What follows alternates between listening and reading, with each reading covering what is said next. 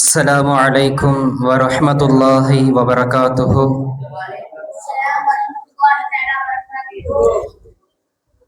அத்தாயி Arabic கல்லூரியின் ஹதீகத்துல் வாஇதீன் மாணவர் சொற்பயிற்சி மன்றத்தை சீரும் சிறப்புமாக நடத்தி கொடுக்கக்கூடிய அல்லாஹ்விற்கு எல்லா புகழும்.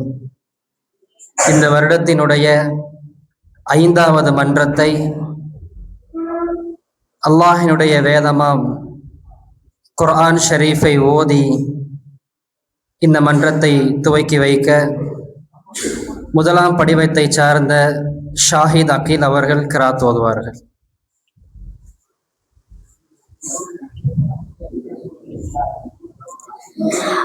அஸ்ஸலாமு அலைக்கும் வரஹ்மத்துல்லாஹி வபரகாத்துஹு. அஊது பில்லாஹி மினஷ் ஷைத்தானிர் ரஜீம். பிஸ்மில்லாஹிர் ரஹ்மானிர் ரஹீம். அம்மா யத்தஸாஅலூன் அனின் நபஇல் அலீம் الذي هم فيه مختلفون كلا سيعلمون ثم كلا سيعلمون ألم نجعل الأرض مهادا والجبال أوطادا وخلقناكم أزواجا صدق الله العليم. السلام عليكم. வலைக்கும் ஸலாம் வரஹ்மத்துல்லாஹி வபரகாத்துஹு. ஷாஹித் அகீல் அவர்களுக்கு அல்லாஹு தாலா மென்மேலும் கிராத் ஓதக்கூடிய பாக்கியத்தை தந்தருள்வானாக, நாவாற்றலை தந்தருள்வானாக.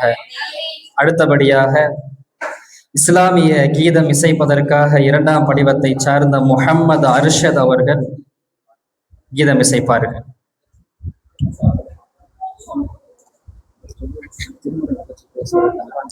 அஸ்ஸலாமு அலைக்கும் வரஹ்மத்துல்லாஹி வபரகாத்துஹு.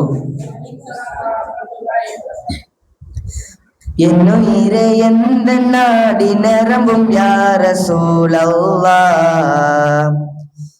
உங்கள் மீது எந்த உயிர் அர்ப்பணம் ரசூலல்லாஹ், உங்கள் மீது எந்த உயிர் அர்ப்பணம் ரசூலல்லாஹ். என்னுயிரே எந்த நாடி நிரம்பும் யா ரசூலல்லாஹ், உங்கள் மீது எந்த உயிர் அர்ப்பணம் ரசூலல்லாஹ், உங்கள் மீது எந்த உயிர் அர்ப்பணம் ரசூலுல்லாஹ்.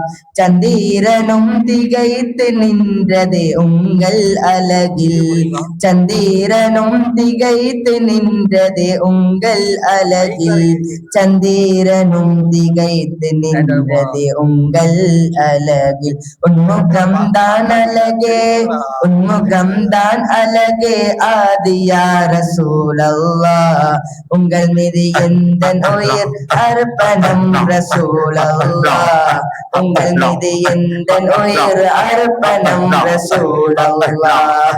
என்னுயிரை எந்த நாடி நரம்பும் யா ரசூலல்லாஹ், உங்கள் மீது எந்த உயிர் அர்ப்பணம் ரசூலல்லாஹ், உங்கள் மீது எந்த உயிர் அர்ப்பணம் ரசூலுல்லாஹ். உன்முகம் பார்ப்பதற்கு எந்த உள்ளம் துடிக்கிறதே, உன்முகம் பார்ப்பதற்கு எந்த உள்ளம் துடிக்கிறதே, உன்முகம் பார்த்ததற்கு எந்த உள்ளம் துடிக்கிறதே. உன்முகம் பார்க்கவே, உன்முகம் பார்க்கவே, உன்முகம் பார்க்கவே என் ஆசையா ரசூலல்லாஹ், உங்கள் மீது எந்த உயிர் அர்ப்பணம் ரசூலல்லாஹ், உங்கள் மீது எந்த உயிர் அர்ப்பணம் ரசூலல்லாஹ். என்னுயிரை எந்த நாடி நிரம்பும் யா ரசூலல்லாஹ், உங்கள் மீது எந்த உயிர் அர்ப்பணம் ரசூலல்லாஹ், உங்கள் மீது எந்த நோயும் அர்ப்பணம் ரசூலல்லாஹ். மதீனத்து மாநகருக்கு எங்களையும் அழைத்திடுவீர். மதீனத்து மாநகருக்கு எங்களையும் அழைத்திடுவீர். மதீனத்து மாநகருக்கு எங்களையும் அழைத்திடுவீர். உம்மோடு இருக்கவே உம்மோடு இருக்கவே என் கனவு யா ரசூலல்லாஹ். உயரும் அர்ப்பணம் ரசூலல்லாஹ். உங்கள் மீது எந்த உயரும் அர்ப்பணம் ரசூலல்லாஹ். இன்னுயிரே எந்த நாடி நரம்பும் யா ரசூலல்லாஹ். உங்கள் மீது எந்த உயரும் அர்ப்பணம் ரசூலல்லாஹ். உங்கள் மீது எந்த நோயும் அர்ப்பணம் ரசூலல்லாஹ். இருளிலே வாழ்ந்தவருக்கு ஒளியினை நீர் கொடுத்தீர். இருளிலே வாழ்ந்தவருக்கு ஒளியினை நீர் கொடுத்தீர்.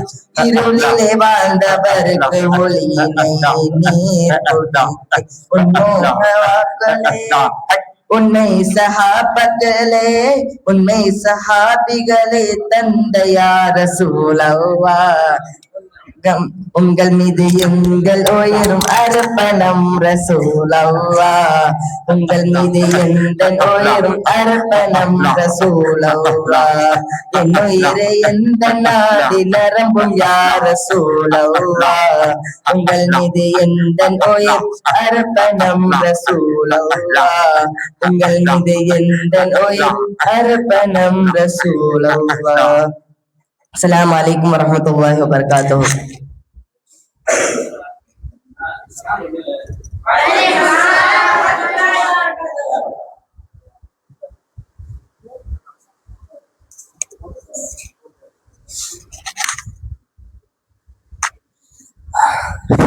அடுத்தபடியாக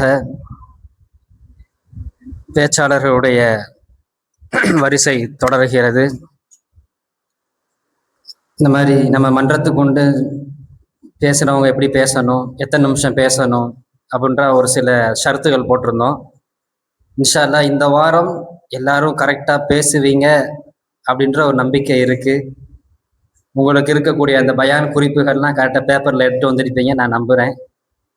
கரெக்டாக அந்த 7 நிமிஷம் பேசிடுவீங்க நம்புகிறேன். எல்லா பேரும் பேசுகிற நம்பிக்கை இருக்குது இன்ஷா அல்லாஹ்.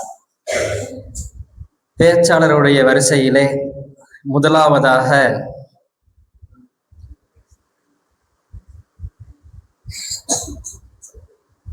நான்காம் படிவத்தை சேர்ந்த முஹம்மது அர்ஷத் அவர்கள் அர்ஷுடைய நிழலில் என்ற தலைப்பின் கீழ் உரையாற்றுவார்கள்.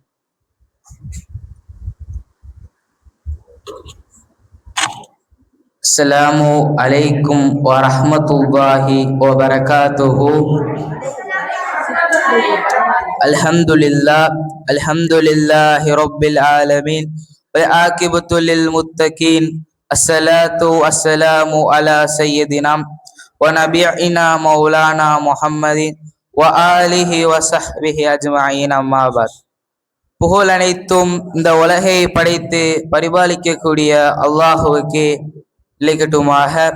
அவனுடைய சாந்தியும் சமாதானமும் மக்கத்து ராஜா மதினத்து ரோஜா ஆகிய எம்பெருமானார் நபிய நாயம் ஸல்லல்லாஹு அலைஹி வஸல்லம் அவர்கள் மீதும் அவளுடைய அடிசுவற்றை சற்றும் தவறாமல் பின்பற்றி வாழ்ந்து மறைந்த உத்தம சத்திய சஹாபாக்கள், தாபீன்கள், நாதாக்கள், சுஹதாக்கள் மற்றும் குறிப்பாக நல்லதோறும் மஜ்லிஸில் அமர்ந்திருக்கும் நம் அனைவரின் மீது நின்று நிலவட்டுமாக. ஆமீன். இந்த உலகம் அழிந்ததற்கு பிறகு மக்கள் அனைவரும் மஹ்ஷர் மைதானத்தில் ஒன்று கூட்டப்படுவார்கள். அவ்வப்பொழுது எந்த ஒரு கட்டிடங்களும், எந்த ஒரு மரங்களும், எந்த ஒரு நிழல் கூடைகளும் இருக்காது. சூரியன் கை கெட்டுகின்ற தூரத்தில் தான் இருக்கும். இன்றைய காலகட்டத்தில் சூரியன் எவ்வளவோ மைலுக்கு அப்பாறு உள்ளது. ஆனாலும் நம்மால் சூரியனுடைய தாக்கத்தை மேற்கொள்ள முடியவில்லை. நாளை மஹ்ஷர் மைதானத்தில் சூரியன் கை கெட்டுகின்ற தூரத்தில் தான் இருக்கும். அவ்வளவு அல்லாஹு தாலா அவர்களுக்கு நிழலை தருவான். அந்த நிழலின் பேர் தான் அர்ஷினுடைய நிழல். அதில் 7 கூட்டத்தினர்கள் இருப்பார்கள். அவர்கள் நிம்மதியாக இருப்பார்கள் என்று நபி ஸல்லல்லாஹு அலைஹி வஸல்லம் அவர்கள் கூறுகிறார்கள். முதலாவதாக நீதிமிக்க தலைவர். ஏழைக்காரர், பணக்காரர், அதாவது எந்த ஒரு பாரபட்சமின்றி அனைவருக்கும் ஒரே நீதியை தரக்கூடியவர் நாளை மஹ்ஷர் மைதானத்தில் அரிசினுடைய நிழலில் இருப்பார். இரண்டாவதாக தன்னுடைய வாலிபத்தை அல்லாஹ்வின் பாதையில் கழிப்பவர். உதாரணமாக நம்மளே எடுத்துக்கொள்ளலாம்.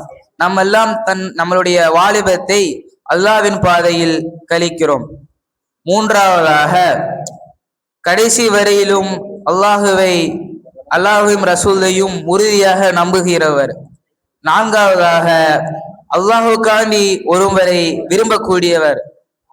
எப்படின்னா, ஒருவர் ஆலிமாகவும் ஹாஃபிலாகவும் இருக்கிறார், நாம் அவருடன் தோழராக ஆகிவிட்டால் நாமும் அவரை போன்றே ஆகிவிடுவோம் என்று அல்லாஹுக்காண்டி ஒருவரை நேசிக்கக்கூடியவர் நாளைய மஹ்ஷர் மைதானத்தில் அரசனுடைய நிலையில் இருப்பார்.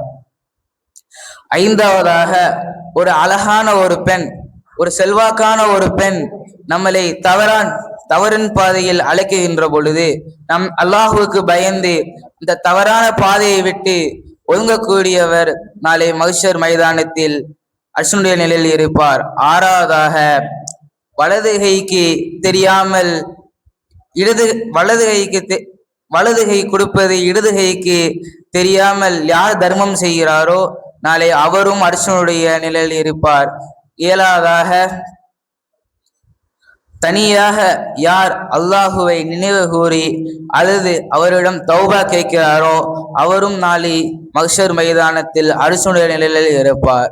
அந்த 7 கூட்டத்தினரில் நாமும் ஒரு கூட்டத்தினராக இருக்கக்கூடிய பாக்கியத்தை உலர் ரஹ்மான் உங்களுக்கும் எனக்கும் தந்து அருள்புரிவானாக. வாஹிரு தாவானா அல்ஹம்துலில்லாஹி ரப்பில் ஆலமீன். அஸ்ஸலாமு அலைக்கும் வரஹ்மத்துல்லாஹி வபரகாத்துஹு.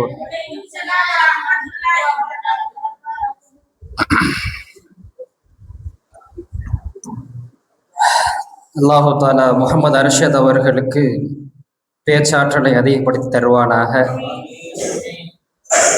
மஹ்ஷருடைய அந்த நிலை, அதை பற்றி பேசும்போது எல்லாத்துக்கும் என்ன செஞ்சிடணும், பயம் வந்துடணும். மஹ்ஷருடைய நிலை பேசும்போதே பயம் வந்துடணும் எல்லாத்துக்கும். ஏன்னா அப்படி இருக்கக்கூடிய அந்த சூழ்நிலை அப்போ அப்படிதான் இருக்கும். மஹ்ஷரில் ஒவ்வொரு மனிதனும் கஷ்டப்பட்டுக்கிட்டு இருப்பாங்க.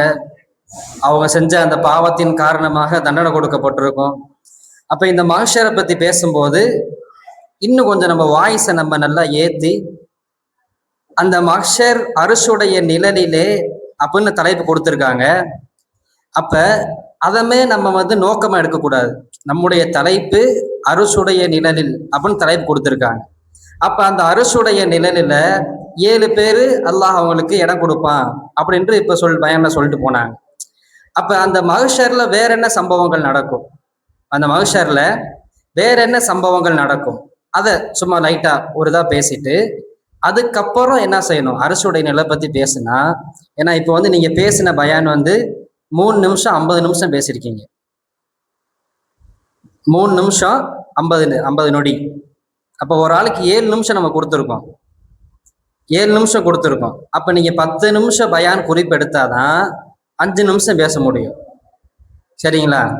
அப்போ இந்த மாதிரி மறுமை பற்றி பேசும்போது இன்னும் எக்ஸ்ட்ரா ஒரு சில சம்பவங்கள் குறிப்புகள்லாம் எடுத்து பேசுனா இன்னும் நல்லா இருக்கும். இன்ஷா அல்லாஹ் அடுத்தோட மாற்றிக்காங்க. அடுத்தபடியாக 2ஆம் படிவத்தை சார்ந்த முஹம்மது ஆதில் தடம் புரளாதீர் தவிப்பீர் மன்னரையில் என்ற தலைப்பின் கீழ் உரையாற்றுவார்கள். அஸ்ஸலாமு அலைக்கும் வரஹ்மத்துல்லாஹி வபரகாத்துஹு.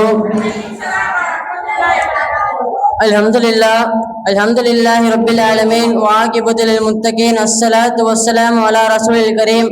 அம்மா பாத். ஃபகத் கால அல்லாஹு தஆலா ஃபீ கலாமில் கதீர் வ ஃபில் குர்ஆனில் மஜீத். பாத் அஊது பில்லாஹி மினஷ் ஷைத்தானிர் ரஜீம். பிஃபத்லி பிஸ்மில்லாஹிர் ரஹ்மானிர் ரஹீம். அல்ஹம்துலில்லாஹ். இவ்வுலகத்தை படைத்து பரிபாலிக்கக்கூடிய ஏக இறைவனாகிய அல்லாஹ் ஒருவனுக்கு எல்லா புகழும் உரித்தாகட்டுமாக.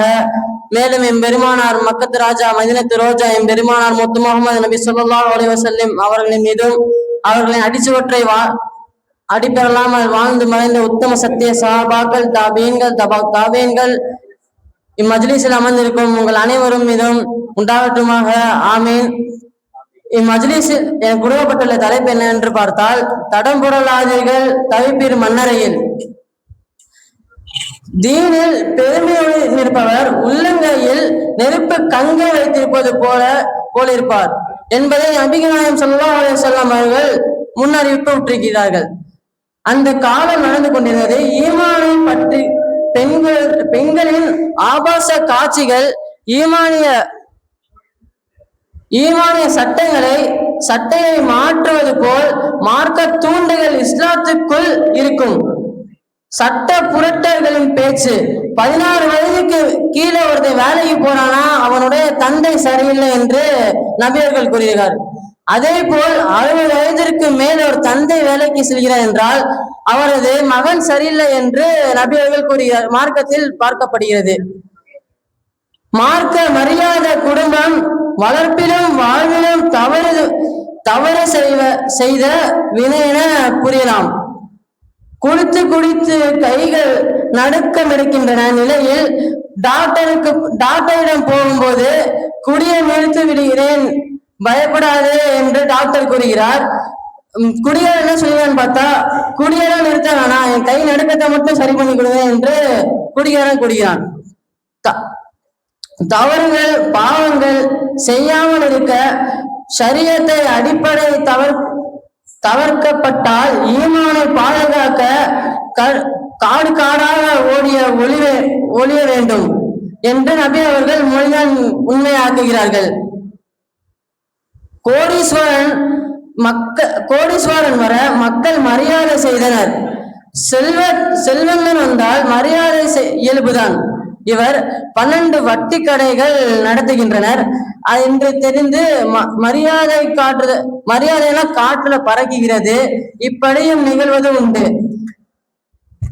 வாசிக்காத வீடும் குளிக்காக முழுமையும் பொய்ய அழகுதான் என்று வரக்கூடிய காலங்களில் நபியர்கள் கூறினதை கடைபிடிக்கக்கூடிய பாக்கியத்தை வல்லரஹ்மான் நம் அனைவருக்கும் தந்தல் கூறுவானாக. வாஹிரு தாவானா அல்ஹம்துலில்லாஹி ரப்பில் ஆலமீன். அஸ்ஸலாமு அலைக்கும் வரஹ்மத்துல்லாஹி வபரகாத்துஹு.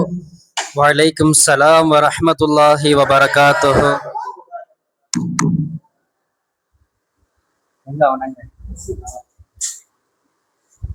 அடுத்தபடியாக 3ஆம் படிவத்தை சார்ந்த முஹம்மது அஸ்ரார் நலமுடன் வாழ 4 குணங்கள் என்ற அருமையான தலைப்பின் கீழ் உரையாற்றுவார்கள். நீங்கள் புக்கா. அஸ்ஸலாமு அலைக்கும் வரஹ்மத்துல்லாஹி வபரகாத்துஹு. நஹ்மது வ நுஸல்லி அலா ரசூலில் கரீம். அம்மா பாத். புகழும் புகழ்ச்சியும் படைத்து பரிபாலிக்கூடிய அல்லாஹ்விற்கே உரித்தாகட்டுமாக. அவன் உயிரினும் உயிரினமான முஹம்மது நபி ஸல்லல்லாஹு அலைஹி வஸல்லம் அவர்கள் மீதும் அவர்களை அடிச்சுற்றி வந்த உத்தம சத்திய சஹாபாக்கள், தாபியீன்கள், தபா தாபியீன்கள், இந்த மஜ்லிஸ் அமர்ந்திருக்கும் நம் அனைவர்கள் மீதும் உண்டாகட்டுமாக. ஆமீன். எனக்கு இது குறிக்கப்பட்ட தலைவர் நலமுடன் வாழ 4 குணங்கள். அதுல முதலாவது குணம் அமானிதத்தை பேணுதல். அமானித பண்பு மிக முக்கியமான ஒன்று. எவருக்கு அமானித தன்மை இல்லையோ அவருக்கு பரிபூர்ண ஈமான் இல்லை என்று நபி ஸல்லல்லாஹு அலைஹி வஸல்லம் அவர்கள் கூறினார்கள்.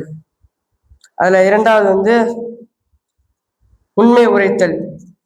மனித பண்புகளில் முக்கிய பண்பு உண்மை உரைத்தல் ஆகும். அஸ்ஸலாமு அலைக்கும் வரஹ்மத்துல்லாஹி வபரகாத்துஹு. அடுத்தபடியாக 5ஆம் பருவத்தில் ஜாஃபர் ஷாதிக் அவர்கள் ஹைபர் போரை பற்றி உரையாற்றுவார்கள். முபஷ்ஷிருக்கும் பி தஹியத்தில் இஸ்லாம். அஸ்ஸலாமு அலைக்கும் வரஹ்மத்துல்லாஹி வபரகாத்துஹு. அல்ஹம்துலில்லாஹி ரப்பில் ஆலமீன் வல் ஆகிபத்து லில் முத்தகீன். ஸலாத்து வஸ்ஸலாமு அலா அஷ்ரஃபில் அன்பியாஇ வல் முர்சலீன். அம்மா பஅத். فقد قال الله تعالى في القرآن العظيم وعدكم الله مغانم كثيرة تأخذونها فعجل لكم وكف أيدي الناس عنكم ولتكونوا آية للمؤمنين ويهديكم إلى صراط مستقيم. صدق الله العليم. அளவற்ற அருளாளனும் நிகரற்ற அன்புடையோனும் ஆகிய அல்லாஹ்விற்கே அனைத்து புகழும் உரித்தாகட்டுமாக. இன்னும் மக்கத்து ராஜா மதினத்து ரோஜா ரசூலே கரீம் எம்பெருமானார் ஸல்லல்லாஹு அலைஹி வஸல்லம் அவர்களின் மீதும் அவர்களின் அடிச்சுவற்றை பின்பற்றி வாழ்ந்த உத்தம சத்திய சஹாபாக்கள், தாபியீன்கள், தபவு தாபியீன்கள், குறிப்பாக இந்த பயான் மஜ்லிஸிலே அமர்ந்திருக்கும் நம்மின் மீதும் நம்மவர்களை சார்ந்தவர்கள் மீதும் என்றென்றும் குன்றாமல் நின்று நிலவட்டுமாக. எனக்கு கொடுக்கப்பட்டுள்ள தலைப்பு கைபர் போர். கைபர் என்ற இடம் மதினாவில் இருந்து வடக்கிலே 80 மைல் தொலைவில் உள்ளது. முன்னெல்லாம் அந்த கைபர் என்ற இடம் பெரும் பெரும் மாளிகைகளுடன், பெரும் பெரும் கோட்டைகளுடன் பெரும் மாநகராக இருந்தது. இப்பொழுது ஒரு கிராமமாக மாறிவிட்டது. அந்த கைபர் போருக்கு ரெடியாகிற டைம்ல நயவஞ்சகர்கள் மதினாவில் இருக்கும் நயவஞ்சகர்கள் யூதர்களுக்கு செய்தி அனுப்புறாங்க. என்னன்னு தெரியுமா? இந்த மாதிரி முஸ்லிம்கள் உங்களை எதிர்த்து போர் செய்ய தயாராகிறாங்க. உங்களிடம் ஆயுதங்களும் அதிகமாக இருக்கிறது, போர் படைகளும் அதிகமாக இருக்கிறது. ஆனால் முஸ்லிம்களிடத்தில் அவ்வாறல்ல. ஆயுதங்களும் குறைவாகவே இருக்கிறது, போர் படைகளும் குறைவாகவே இருக்கிறது என்பதாக முன்னரே மதினாவில் உள்ள நயவஞ்சகர்கள் யூதர்களுக்கு செய்தி அனுப்பிடுறாங்க. அதே மாதிரி போருக்கு கிளம்பும் போதும் யூதர்களும் மதினாவின் நயவஞ்சகர்களும் நம்பிக்கையற்றவர்களும் நாங்க போருக்கு வரலன்றது பின்தங்கிடுறாங்க. அல்லாஹ் தஆலா குர்ஆன்ல கூறுறான், நீங்க போருக்கு போவீங்க, அவங்க போருக்கு வரமாட்டாங்க. ஒரு கூட்டம் உங்களிடையே உள்ள ஒரு கூட்டம் போருக்கு வரமாட்டாங்க, பின்வாங்கி கொள்வார்கள். ஆனால் அந்த போரில் நீங்கள் வெற்றி பெற்ற பிறகு கனிமத் பொருள் கிடைக்கும். அந்த கனிமத்தில் பங்கு கேட்பாங்க. நீங்க சொல்லிருங்க, இல்ல நீங்க இப்படியே பின்னாடி போயிருங்க என்பதாக நீங்க கூறிடுங்க. அப்ப அந்த கூட்டம் கேட்கும், இது யாரு கூறியது என்பதாக கேட்ட பொழுது நீங்கள் சொல்லுங்கள், நபியே நீங்கள் கூறுங்கள், இது அல்லாஹ் கூறியது என்பதாக கூறுங்கள். அப்பொழுது நீங்கள் அப்படி கூறினா என்ன தெரியுமா சொல்லுவாங்க? இல்ல நாங்க பெரியாயிருவோம், நாங்க நீங்க பொறாமைப்படுறீங்க, நபியை பார்த்து கூறுவாங்க என்பதாக அல்லாஹ் கூறினான். அவ்வாறே நபி அவர்களும் கனிமத் கிடைத்தவுடன் நீங்க பின்தங்கிடுங்க என்பதாக கூறியிருப்பார்கள். சரி, இதெல்லாம் முடிஞ்சு கைபர் போருக்கு என்ன பண்ணுவாங்க? ஹுதைஃபியா உடன்படிக்கையில கலந்து கொண்ட 1400 முஸ்லிம்கள் கைபர் போருக்கு மதீனாவிலிருந்து கிளம்புவாங்க. இப்ப என்ன ஆகும்? இந்த இப்னு உபைன்ற நயவஞ்சகர்களின் தலைவன் ஏற்கனவே செய்தி அனுப்பிட்டான். சரி, அதெல்லாம் கண்டுக்காம கிளம்புறாங்க. போகின்ற வழியே ரஜி என்ற பள்ளத்தாக்கு, அதாவது கைபர் போர் யூதர்களுக்கு எதிராக நடக்குது. யூதர்கள் இந்த செய்தியை கேட்டவுடன் கத்ஃபான் கோத்திரத்திடம் உதவி கேட்டுருவாங்க. இந்த மாதிரி முஸ்லிம்கள் எங்களுக்கு எதிராக போர் செய்ய வராங்க, எங்களுக்கு நீங்க உதவி செஞ்சீங்கன்னா ஒரு வருடத்தின் வருமானத்தில் பாதி உங்களுக்கு தந்துருவோம் அப்படின்னு உதவி கேட்டவுடன் கத்ஃபான் கோத்திரத்திடம் சரி அப்படின்னு சொல்லிடுவாங்க. சரி, நாங்க உதவி செய்யறோம் அப்படின்னு கூறிடுவாங்க. இது முஸ்லிம்களுக்கும் தெரிஞ்சிடும், இந்த மாதிரி உதவி கேட்டிருக்காங்க அப்படின்னு தெரிஞ்சிடும். அப்படியே போவாங்க. கத்ஃபானுக்கு முன்னாடி ரஜி என்ற பள்ளத்தாக்கு, அங்கிருந்து கத்ஃபானுக்கு ஒரு நாள் தொலைவு தான் இருக்கிறது. கத்ஃபான் கோத்திரத்தர் என்ன பண்ணுவாங்க? இந்த மாதிரி யூதர்களுக்கு உதவி செய்யலாம், நம்ம யூதர்களுக்கு உதவி செய்ய இது பண்ணியிருந்தோம்ல, சரின்னு கிளம்புவாங்க. கிளம்பும் பொழுது அவருடைய அந்த கோத்திரத்துடைய ஊரில 6வது சவுண்டு. அதை கேட்டோன்னே அவங்களுக்கு பயம், முஸ்லிம்கள் நம்ம ஊரை தாக்கிட்டாங்களோன்ற பயம். அந்த பயத்தின் காரணமாக கத்ஃபான் கோத்திரத்தார் திருப்பி அவங்க ஊருக்கே வந்துடுவாங்க. யூதர்களுக்கு உதவி செய்ய புறப்பட மாட்டாங்க. அப்புறம் இந்த மாதிரி போற வழியில ரசூல் ஸல்லல்லாஹு அலைஹி வஸல்லம் அவர்கள் இரு வழிகாட்டிகளில பார்த்து வலது பக்கமாக கைபருக்கு செல்லும் வழியை எனக்கு சொல்லுங்க அப்படின்னு சொல்லுவாங்க. அப்ப அதுல ஹுசைல் ஒருத்தர், நான் வழிகாட்டுறேன் யார சொல்லலாம் அப்படின்னாங்க. ஏன் அப்படி சொன்னாங்கன்னா, அப்படி சென்றாதான் கைபர் அந்த இடத்திற்கு சீக்கிரம் நெருங்க முடியும். அது மட்டும் அல்லாமல் கத்ஃபான் கோத்திரத்தார் திருப்பி யூதர்களிடம் சேராமல் தடுக்க முடியும். அதற்காக நபி அவர்கள் அவ்வாறு கூறியிருப்பார்கள். சரி அப்படின்னு போயிட்டு இருக்கும் போது 4 வழி இருக்கும். இந்த மாதிரி யார சொல்லலாம், இந்த 4 வழி கைபருக்கு போற வழி அப்படின்னு அந்த ஹுசைல் என்ற நபி தோழர் கூறுவார். அந்த 4 வழி இருக்கும். பார்ப்பாங்க, ஒவ்வொரு வழிக்கும் அதனுடைய பேரை சொல்லுங்க அப்படின்னு ரசூல் ஸல்லல்லாஹு அலைஹி வஸல்லம் அவர்கள் அந்த ஹுசைலிடம் கேட்பார்கள். இப்ப இந்த மாதிரி ஃபர்ஸ்ட் வழியை காமிச்சு, இது அரபியில சொல்லுவாங்க, இது ஒரு வேதனைக்குரிய வழி அப்படின்வாங்க. நபி எல்லாம் வேணாம் அப்படின்னு சொல்லிடுவாங்க. 2வது வழி சொல்லுவாங்க, 3வது வழி எதுவுமே வேணாம் அப்படின்னு சொல்லிடுவாங்க. அப்புறம் 4வது வழியை பார்த்து உமர் ரலியல்லாஹு, இந்த வழியின் பெயர் என்ன என்பதாக கூறுவார்கள். கேட்டவுடன் அந்த ஹுசைன் என்ற நபி தோழர் சொல்வார், இது மர்ஹப், வரவேற்கின்ற வழி என்பதாக கூறுவார்கள். உடனே நபி ஸல்லல்லாஹு அலைஹி வஸல்லம் அவர்கள் இந்த வழியில் நாம் செல்லலாம் என்பதாக செல்வார்கள். சரி, கைபரை நெருங்கிட்டாங்க. கைபருக்கு முன்னாடி அசர் தொழுகை நடத்துறாங்க, மகரீப் தொழுகையை நடத்துறாங்க, இஷா தொழுகை 3 நேர தொழுகையும் அந்த ஒரே இடத்துல நடத்தி முடிச்சிடுறாங்க. காலையில சுபுஹ் தொழுகிட்டு கைபருக்கு தயாராயிட்டாங்க, கைபர் போர் செய்ய தயாராயிட்டாங்க. இந்த கைபர் என்ற போர் 2 பகுதியில் நடக்குது. முதல் பகுதியில 5 கோட்டை இருக்கு, 2வது பகுதியில 3 கோட்டை இருக்கு. 2 பகுதிகளும் நடக்குது. ஃபர்ஸ்ட் ரசூலுல்லாஹ் முதல் பகுதியை நம்ம தாக்குவோம் அப்படின்னு சொல்லி முன்னேறாங்க. அதுல முதல் பகுதியில ஃபர்ஸ்ட் இருக்க கோட்டையின் பேர் தான் நாயின். அந்த கோட்டையில தான் மீதமுள்ள அந்த முதல் பகுதியில் உள்ள 4 கோட்டைகளை விட அந்த 4 கோட்டைகளை விட அதிகமான படைகளும் ஆயுதங்களும் இருக்கிறது. யூதர்கள் என்ன தெரியுமா நினைப்பாங்க, எப்படி முஸ்லீமை நம்ம அடிச்சிருவாங்க, அவங்களால நம்மளை அடிச்சிருவாங்களா, நம்மளை அடிக்க முடியுமா, நம்மள்ட்ட இவ்வளவு படை இருக்கிறது, இவ்வளவு ஆயுதம் இருக்கிறது, நம்மளை அடித்து விடுவார்களா என்று கூறுவார்கள். அப்படி கூறிட்டு அவங்க ஒரு பக்கம் தைரியமா இருப்பாங்க. போருக்கு முன்னாடி நான் நைட்டு ரசூல் ஸல்லல்லாஹு அலைஹி வஸல்லம் அவர்கள் கூறுவார்கள், நாளைக்கு நான் ஒருத்தர் கையில அல்லாவை விரும்புவவர்களையும் என்னை விரும்புவோரிடத்திலும் நான் ஒரு கொடியை கொடுப்பேன். அவரை தான் நானும் விரும்புறோம், அல்லாஹ் விரும்புறான் அப்படின்னு சொல்லுவாங்க. உடனே அடுத்த நாள் காலையில மக்கள் ரொம்ப ஆவலோட அந்த கொடி எனக்கு கிடைக்காதான்னு வருவாங்க. இப்ப நபி ஸல்லல்லாஹு அலைஹி வஸல்லம் அவர்கள் அலி இப்னு அபி தாலிப் எங்கே என்பதாக கேட்பார்கள். அலி ரலியல்லாஹு அன்ஹு அவர்களை அழைத்து வர சொல்லுவார்கள். அப்பொழுது அலி ரலியல்லாஹு அன்ஹு அவர்களுக்கு சிறிது கண் வலி இருக்கும். ரசூல் ஸல்லல்லாஹு அலைஹி வஸல்லம் அவர்கள் தன் உமிழ் நீரை தேய்த்து அந்த கண் வலியை சரிப்படுத்தி விடுவார்கள். இவ்வாறு யூதர்களுக்கும் முஸ்லிம்களுக்கும் எதிராக அந்த போர் நடக்கும்.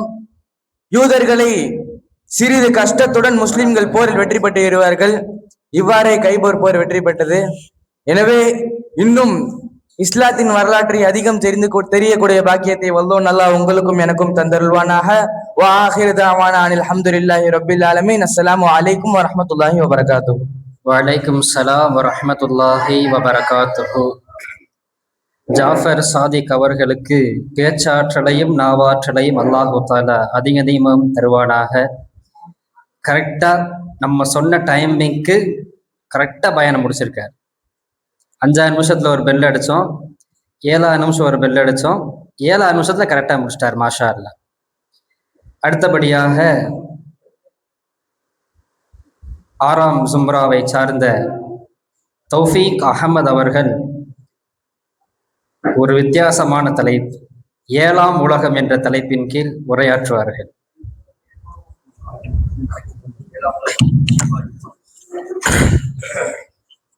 نحمده ونصلي على رسوله الكريم أما بعد فقد قال الله تعالى في كلامه القديم وبالفرقان الحميد بعد أعوذ بالله من الشيطان الرجيم بفضل بسم الله الرحمن الرحيم فجعلناه في قرار مكين صدق الله العلي العظيم. புகழும் புகழ்ச்சியும் அரசாட்சி தனதாகி தன் சாட்சி நபியாக்கிய அந்த அல்லாவிற்கு எல்லா புகழும் உரித்தாகட்டுமாக. ஆமீன்.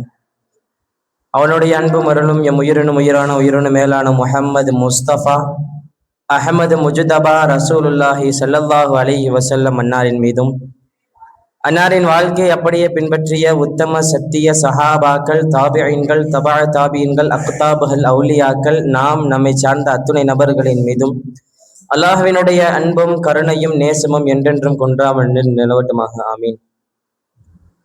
அன்பிற்கினிய அல்லாஹ்வினுடைய நல்லடியார்களே, ஒரு வித்தியாசமான தலைப்பு, 7ஆம் உலகம்னு ஒரு டாபிக் வேற.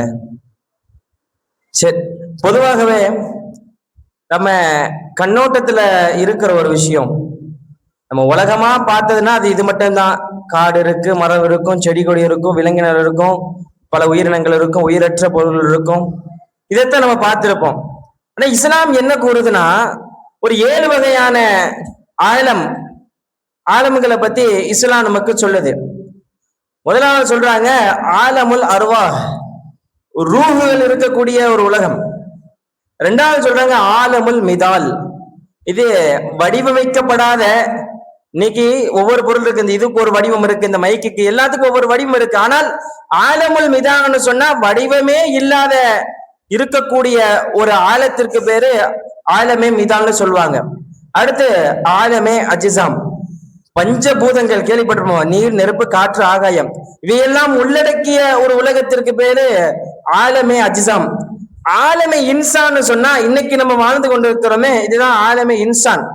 அடுத்து சொல்றாங்க ஆலமே பர்ஸஹ், கபரினுடைய வாழ்க்கை. அடுத்து சொல்றாங்க ஆலமுல் கியாமா, கபர் முடிச்சுட்டு கியாமத்து போவோமே அந்த நாள்.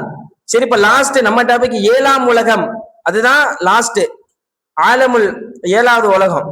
இங்க என்ன ஒரு இதுனா, கபர் முடிஞ்சிரும், மறுமையினுடைய கேள்வி கணக்கு முடிஞ்சிரும்.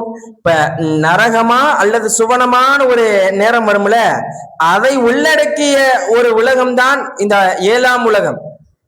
இதுல ஒரு 2 பிரிவினை. இந்த உலகில ஒருத்தன் நல்லா வாழ்ந்து அல்லாஹ்வுக்கு அடிபடைஞ்சு அவனுடைய தூதருக்கும் அடிபடைஞ்சு அல்லாஹ் சொன்ன கட்டளைகளை ஏற்று நடந்து அவன் நல்ல முறையில வாழ்ந்தான்னு சொன்னா மறுமையில இன்ஷா அல்லாஹ் நாடினா அவனுக்கு சுவனம் கிடைக்கும். அதே இறைவனுக்கு இணை வைத்து அவன் சொல்கின்ற எல்லா விஷயங்களுக்கு மாற்றமா நடந்து ஒருவன் இருந்தான், அவன் நாடினால் அவர்களுக்கு நரகம் கிடைக்கும். அப்ப இதை உள்ளடக்கி இருப்பதுதான் 7ஆம் உலகம். இந்த 2 வாழ்க்கை, 2 நிலை, சுவனமா அல்லது நரகமா என்ற ஒரு நிலையை குறித்து பேசுவதுதான் இந்த 7ஆம் உலகம்.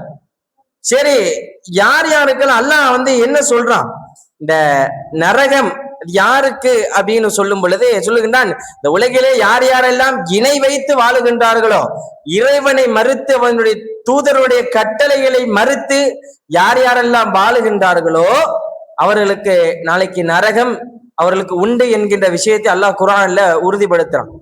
சரி, யார் யாருக்கெல்லாம் சுவனம் அப்படின்னு கேட்கும்போது அதையும் அல்லாஹ் குர்ஆன்ல விட வச்சிருக்கான். இந்த உலகிலே யார் அவனை ஈமான் கொண்டு நல்ல அமல்கள் புரிந்து வாழுகின்றார்களோ அவர்களுக்கு நாளைக்கு சுவனம் கிடைக்கும் என்கின்ற விஷயத்தையும் அல்லாஹ் ஜல்லஷானஹு தஆலா இந்த விஷய குர்ஆன்ல வச்சிருக்கிறான்.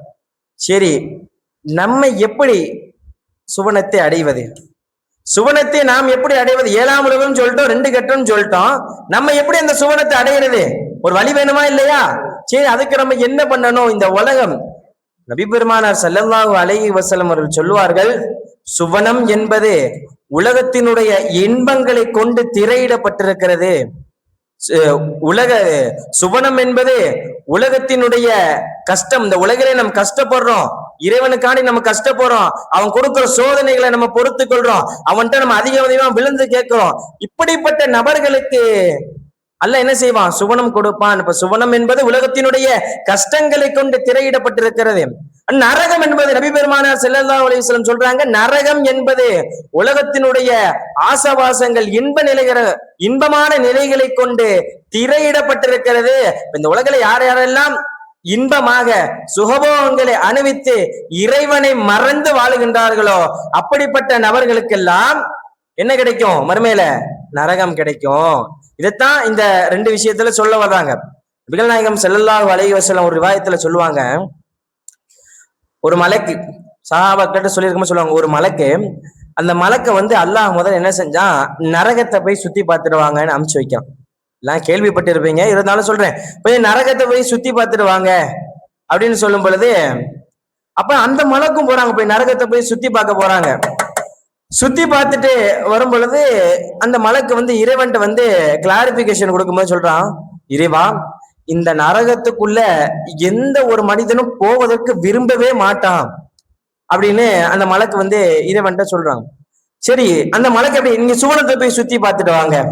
இப்ப அந்த மலக்கு போய் சுவனத்தை எல்லாம் சுத்தி பார்த்துட்டு வந்த உடனே இறைவன்ட்ட சொன்னாங்களாம், யா அல்லாஹ், இந்த இடத்துல எந்த ஒரு மனிதனும் நுழையாமல் இருக்குவதற்கு அவர்கள் ஆசைப்படுவார்கள், அதாவது நுழைவதற்கு ஆசைப்படுவார்கள். இந்த இடத்துக்குள்ள எப்படியாவது போயிருந்தான்னு எல்லா மனிதர்களும் ஆசைப்படுவார்கள். ஆனால் நரகம் கூறுமா, அந்த இடத்துல இந்த உலகில யார் யாரெல்லாம் கெட்ட விஷயங்களுக்கு ஈடுபட்டு இருக்கிறார்களோ அந்த நபர்களை எல்லாம் நான் இழுத்துக் கொள்வதற்கு நரகம் ஏங்கிக் கொண்டிருக்கிறது என்கின்ற விஷயத்தை நபி பெருமானார் ஸல்லல்லாஹு அலைஹி வஸல்லம் அவர்கள் சொல்லி காட்டுவார்கள்.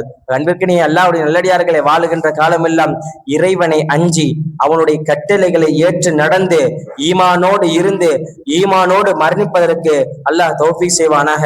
வாஹிரு தாவானா அல்ஹம்துலில்லாஹி ரப்பில் ஆலமீன். அஸ்ஸலாமு அலைக்கும் வரஹ்மத்துல்லாஹி வபரகாத்துஹு. வலைக்கும் ஸலாம் வரஹ்மத்துல்லாஹி வபரகாத்துஹு. சுப்ஹானல்லாஹ். ஒரு அருமையான தெளிவான ஒரு பயான்.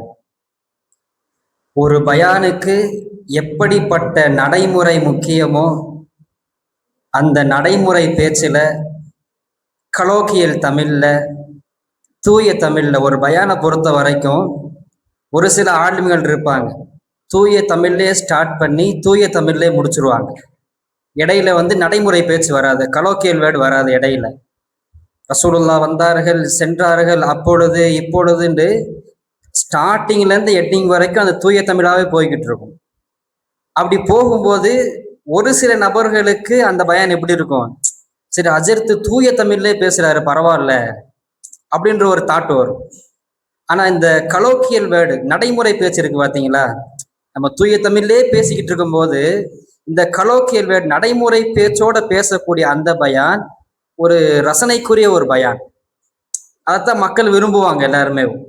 ஸ்டார்டிங்ல இருந்து எண்டிங் வரைக்கும் வந்தார்கள், போனார்கள், சென்றார்கள், பார்த்தார்கள், சிரித்தார்கள் அப்படிலாம் பேசினோம்னா என்னடா இருந்தாலும் போட்டு அறுத்துக்கிட்டு இருக்கான், இப்படியே பேசிக்கிட்டு இருக்கான்.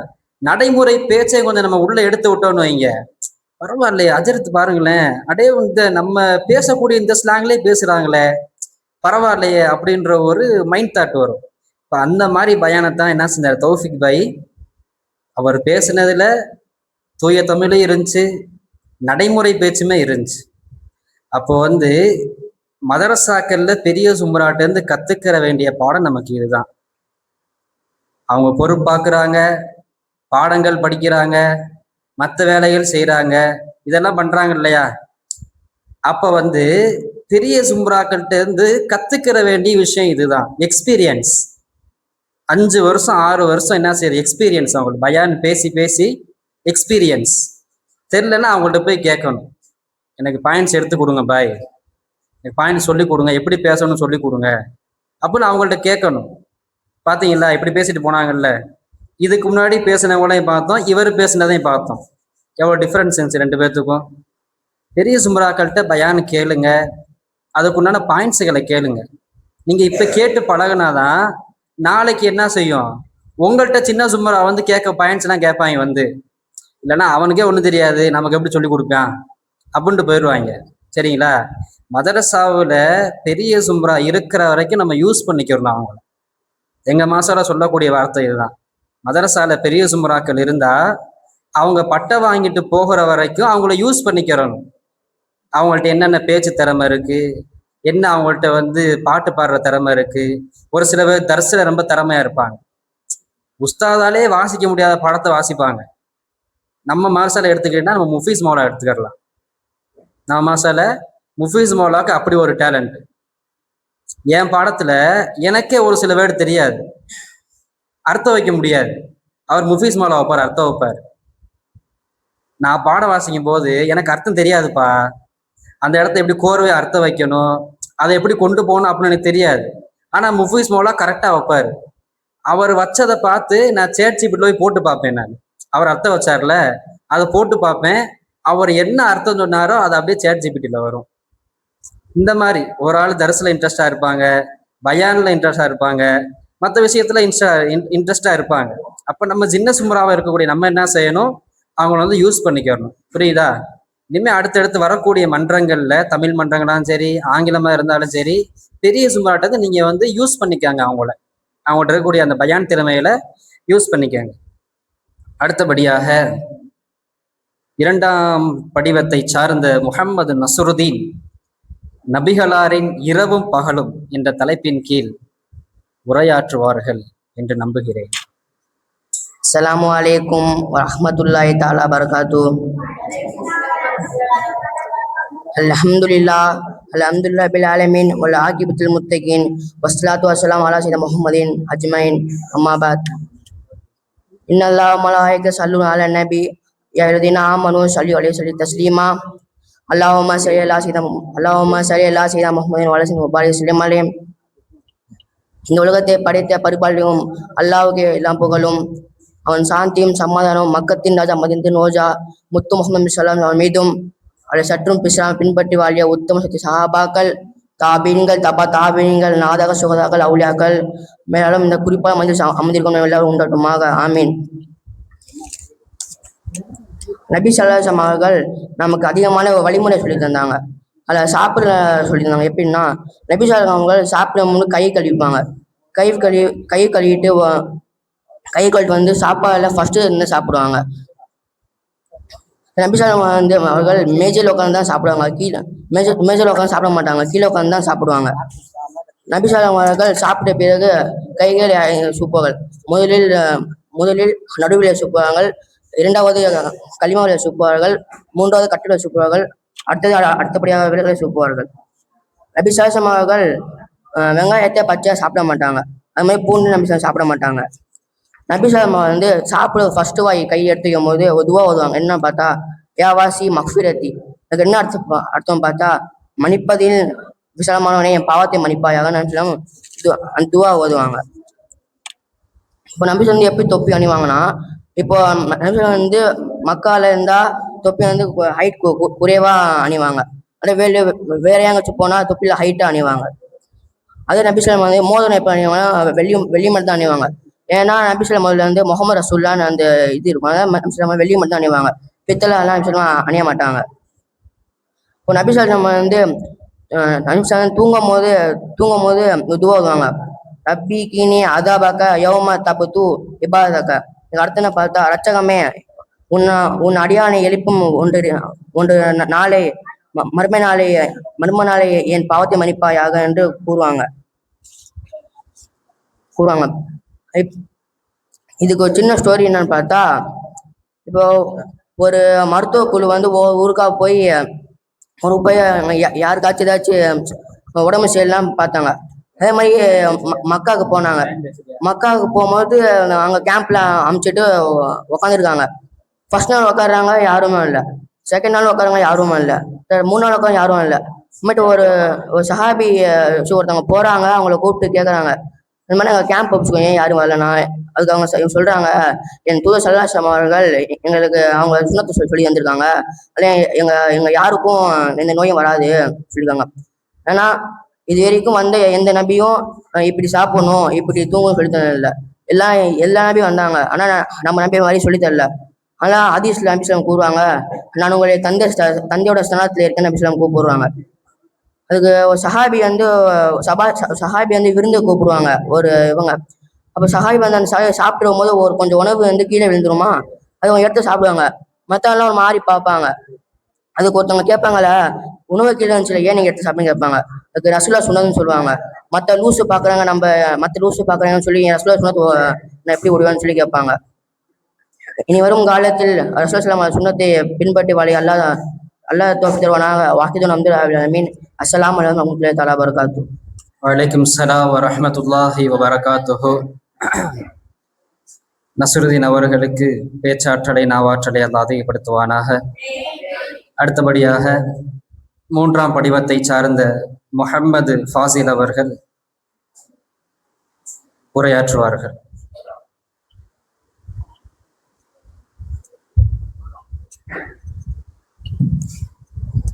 السلام عليكم ورحمة الله وبركاته.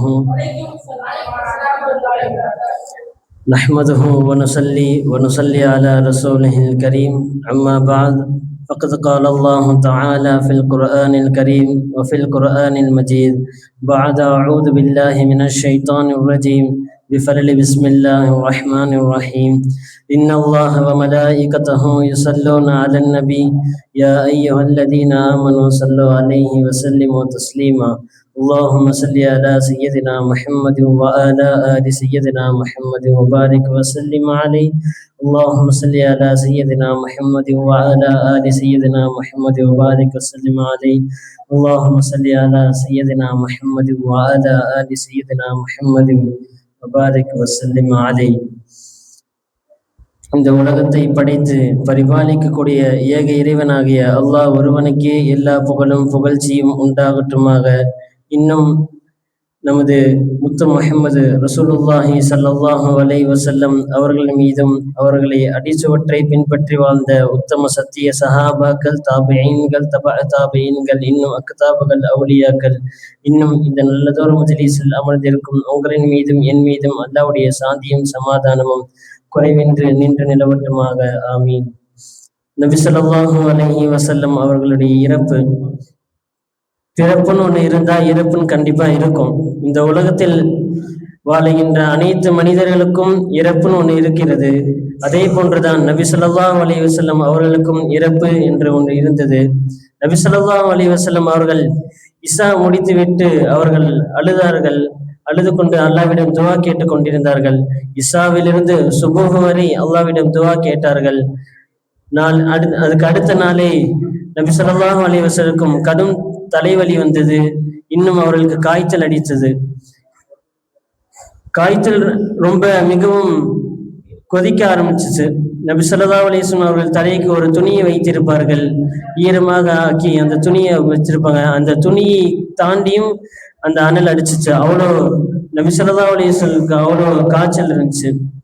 நபி ஸல்லல்லாஹு அலைஹி வஸல்லம் அவர்கள் இறுதி வரை அவர்கள் தொழுகையை விடவில்லை. தொழுகையை கரெக்டாக 5 வக்து தொழுதார்கள். சஹாபாக்களுக்கு தொழுக வைத்தார்கள். அவர்கள் ஒரு கட்டத்துக்கு மேல தொழு வைக்க முடியலன்ட்டு அபூபக்கர் ரலியல்லாஹு அவர்களை கூப்பிட்டு தொழு வைக்க சொல்லுவாங்க. அப்ப அதுக்கு சொல்லுவாங்க, ஐஷா ரலியல்லாஹு அவர்கள், நபி ஸல்லல்லாஹு அலைஹி வஸல்லம் அவர்களே, என்னுடைய தந்தை மிகவும் பலகீனமானவர்கள், இரக்கமானவர்கள், அவங்கள்ட்ட சொல்லாதீங்க தொழு வைங்கன்னு. உமர் ரலியல்லாஹு அவங்கள்ட்ட சொல்லுங்க அப்படின்னு அபூபக்கர் ரலியல்லாஹு ஐஷா ரலியல்லாஹு சொல்லுவாங்க. அதுக்கு நபி ஸல்லல்லாஹு அலைஹி வஸல்லம், இல்ல நீங்க அபூபக்கர் ரலியல்லாஹு கூப்பிடுங்கன்னு சொல்லுவாங்க. உடனே அபூபக்கர் ரலியல்லாஹு வருவார்கள். நபி ஸல்லல்லாஹு அலைஹி வஸல்லம் தொழுகுவார்கள். நீங்கள் தொழு வையுங்கள் என்று நபி ஸல்லல்லாஹு அலைஹி வஸல்லம் சொல்லுவார்கள். உடனே அபூபக்கர் ரலியல்லாஹு அவர்களும் நபி ஸல்லல்லாஹு அலைஹி வஸல்லம் சொன்னதை கேட்டுவிட்டு அதற்கு அடுத்து நபி ஸல்லல்லாஹு அலைஹி வஸல்லம் அவர்களுக்கு அடுத்து அபூபக்கர் ரலியல்லாஹு தான் ஃபுல்லா தொழு வச்சிட்டு இருந்தாங்க. அவர்கள் இறுதி கட்டத்தில் அவர்களுக்கு ரொம்ப முடியாம போயிடுச்சு. ரொம்ப கடும்.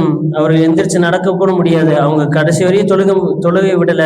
அவர்கள் தொழுகைக்கு போகும்போது 2 சஹாபாக்கள் அவர்கள் நபி ஸல்லல்லாஹு அலைஹி வஸல்லம் தூக்கி கொண்டு அவர்கள் கால் தரையில் இழுத்து கொண்டேதான் போவார்கள் நபி ஸல்லல்லாஹு அலைஹி வஸல்லம். அப்படி இருக்கும் கட்டத்தில் நபி ஸல்லல்லாஹு அலைஹி வஸல்லம் அவர்கள் ஒரு முறை தொழுக வைக்கும் போது உட்கார்ந்து தொழுக வச்சார்கள். உடனே பின்னாடி இருந்து சஹாபாக்கள் எல்லாமே உட்கார்ந்து தொழுதாங்க. உடனே நபி ஸல்லல்லாஹு அலைஹி வஸல்லம் சொன்னாங்க, நீங்கள் யாரும் உட்கார்ந்து தொழுக வேணாம் அப்படின்னு சொல்லிட்டு அவங்களை நின்று சொல்லுவாங்க நபி ஸல்லல்லாஹு அலைஹி வஸல்லம். அதே போன்றுதான் இன்னும் அவர்கள் ஏராளமாக விஷயங்களை செய்தார்கள். அவர்கள் இறப்பு கட்டத்தில் அவர்கள் இன்னும் அவர்களுடைய அடிமையை உரிமை விட்டார்கள். இன்னும் அவர்கள் சதகா செஞ்சார்கள். இன்னும் அவர்கள் சஹாபாக்களுக்கு முன்னாடி போய் கேட்டாங்க, நான் எதுவும் உங்களுக்கு கடன் இருந்தா சொல்லுங்க, நான் உங்களுக்கு கடன் தந்துறேன் அப்படின்றோன்னே அதில் அந்த கூட்டத்திலிருந்து ஒருவர் எந்திரிச்சு சொன்னார், நபி ஸல்லல்லாஹு அலைஹி வஸல்லம், நீங்கள் எனக்கு 3 திர்ஹம் தரணும் அப்படின்பாங்க. எப்படி, எதற்கு நான் உங்களுக்கு தரணும் அப்படின்னு கேட்டப்ப, ஒரு தடவை உங்களிடம் ஒரு ஏழையான மனிதர் உங்களிடம் உதவி கேட்ட போது உங்களிடம் காசு இல்லை என்று என்னிடம் வாங்கி 3 திர்ஹம் கொடுத்தீர்கள், அந்த காசு தான் அப்படின்னு சொல்லுவாங்க. அதே போன்று அதே கூட்டத்தில் எந்திரிச்சு உக்காசா ரலியல்லாஹு அவர்கள் சொல்லுவார்கள், நபி ஸல்லல்லாஹு அலைஹி வஸல்லம் அவர்கள், நீங்கள் ஒரு தடவை என்னை அடித்து விட்டீர்கள் என்று சொல்லுவாங்க. உடனே நபி ஸல்லல்லாஹு அலைஹி வஸல்லம் அவர்கள் அதை கேட்டுட்டு, சரி என்னை அடிச்சுக்கோங்க அப்படின்னு சொல்லுவாங்க. நீங்க அந்த எந்த குச்சியில் அடிச்சீங்களோ அதே குச்சியை வேணும் என்று சொல்லி நபி ஸல்லல்லாஹு அலைஹி வஸல்லம் கேட்பாங்க. உடனே நபி ஸல்லல்லாஹு அலைஹி வஸல்லம் பிலால் ரலியல்லாஹு சொல்லி போய் அந்த குச்சியை ஐஷா ஃபாத்திமா ரலியல்லாஹு போய் வாங்கிட்டு வர சொல்லுவாங்க. ஃபாத்திமா ரலியல்லாஹு கேட்பாங்க, இந்த நடந்த சம்பவத்தெல்லாம் சொல்லிட்டு, இந்த தண்டனை என்னுடைய தந்தைக்கு தர வேண்டாம், அதுக்கு பதிலாக எனக்கு தாங்க என்று ஃபாத்திமா ரலியல்லாஹு அழுது கொண்டே சொல்லுவார்கள். உடனே பிலால் ரலியல்லாஹு அந்த குச்சியை வாங்கி கொண்டு வருவார்கள். நபி ஸல்லல்லாஹு அலைஹி வஸல்லம் கையிலே கொடுத்து விட்டு இதை உக்காசா ரலியல்லாஹு கையிலே கொடுப்பார்கள். அப்போ உக்காசா ரலியல்லாஹு சொல்லுவார்கள், நபி ஸல்லல்லாஹு அலைஹி வஸல்லம், நாங்கள் அப்போது நான் ஆடை இல்லாம இருந்தேன், அதனால அப்பதான் என் மேல பட்டுச்சு அப்படின்னோடனே உடனே நபி ஸல்லல்லாஹு அலைஹி வஸல்லம் அப்ப முடியாம இருந்த அந்த சக்கராத்து நிலைமையிலையும் அவங்க ஆடையை கழட்டி விட்டு அப்ப நின்று இருந்தாங்க. அப்போ உக்காசா ரலியல்லாஹு அவர்கள் வேகமாக ஓடி அவங்க கையில் இருந்த தடியை கீழே போட்டு விட்டு நபி ஸல்லல்லாஹு அலைஹி வஸல்லம் அவர்களுக்கு நுபுவத் என்னும் முத்திரை இருந்தது, அந்த முத்திரையை அவர்கள் முத்தமிட்டார்கள். நபி ஸல்லல்லாஹு அலைஹி வஸல்லம் சொல்லுவாங்க, உக்காசா ரலியல்லாஹு, நபி ஸல்லல்லாஹு அலைஹி வஸல்லம் அவர்களே, நான் இதற்காக தான் நான் உங்களிடம் அப்படி சொன்னேன், இந்த நுபுவத்தை நான் முத்தமிடுறதுக்காக தான் நான் அப்படி சொன்னேன், ஏன்னா நாளை சோனத்தில் நான் உன்னோட இருக்கணும் அப்படின்னு நபி ஸல்லல்லாஹு அலைஹி வஸல்லம் சொல்லுவாங்க. அதே போன்று இன்னும் ஏராளமான விஷயங்கள் நபி ஸல்லல்லாஹு அலைஹி வஸல்லம் செய்தார்கள். நபி ஸல்லல்லாஹு அலைஹி வஸல்லம் இறுதி கட்டத்தில் அவர்கள் சக்கராத்துடைய நிலைமையில் இருக்கும்போது அவர்கள் அல்லாஹ்விடம் துஆ செய்வார்கள். யா உம்மத்தின்னு தான் கடைசி சக்கராத் வரை உம்மத்துக்காக அவங்க துஆ செஞ்சாங்க. கடைசி அந்த சக்கராத்துடைய வேதனையிலும் என்னுடைய உம்மத்துடைய வேதனை அனைத்தையும் எனக்கே தந்துவிடியா அல்லாஹ் அப்படின்னு துவா செய்வாங்க. அதனாலதான் அனைத்து மனிதர்களை காட்டிலும் நபிமார்களுக்கு 40 மடங்கான வேதனைகள் இருந்துச்சு. அனைத்து மனிதர்களும் இப்ப ஒரு மனுஷனுக்கு இங்க காய்ச்சல் அடிச்சா சும்மா கொஞ்சம் தான், அதே நபிமார்களுக்கு 40 மடங்காக வேதனை இருக்கும். அப்படி இருந்த காலத்திலும் நபி ஸல்லல்லாஹு அலைஹி வஸல்லம் அவர்கள் இறுதி வரை யா உம்மத்தி என்று அவர்கள் வாயிலிருந்து வந்தது உம்மத்தில் மட்டும்தான் சொன்னார்கள். அதே போன்று ஃபாத்திமா ரலியல்லாஹு அவர்களை கூப்பிட்டு அவங்களுக்கு ஒரு விஷயம் சொன்னாங்க. நீதான் சோனத்தின் தலைவி என்று சொன்னார்கள். அதற்கு ஃபாத்திமா ரலியல்லாஹு அதை கேட்டுவிட்டு சந்தோஷம் அடைந்தார்கள். இன்னொரு பக்கம் அவர்கள் தந்தை இப்படி சக்கராத்துடைய நிலைமையில் இருக்கிறதை பார்த்து அவர்கள் மிகவும் வருத்தமாக இருந்தார்கள்.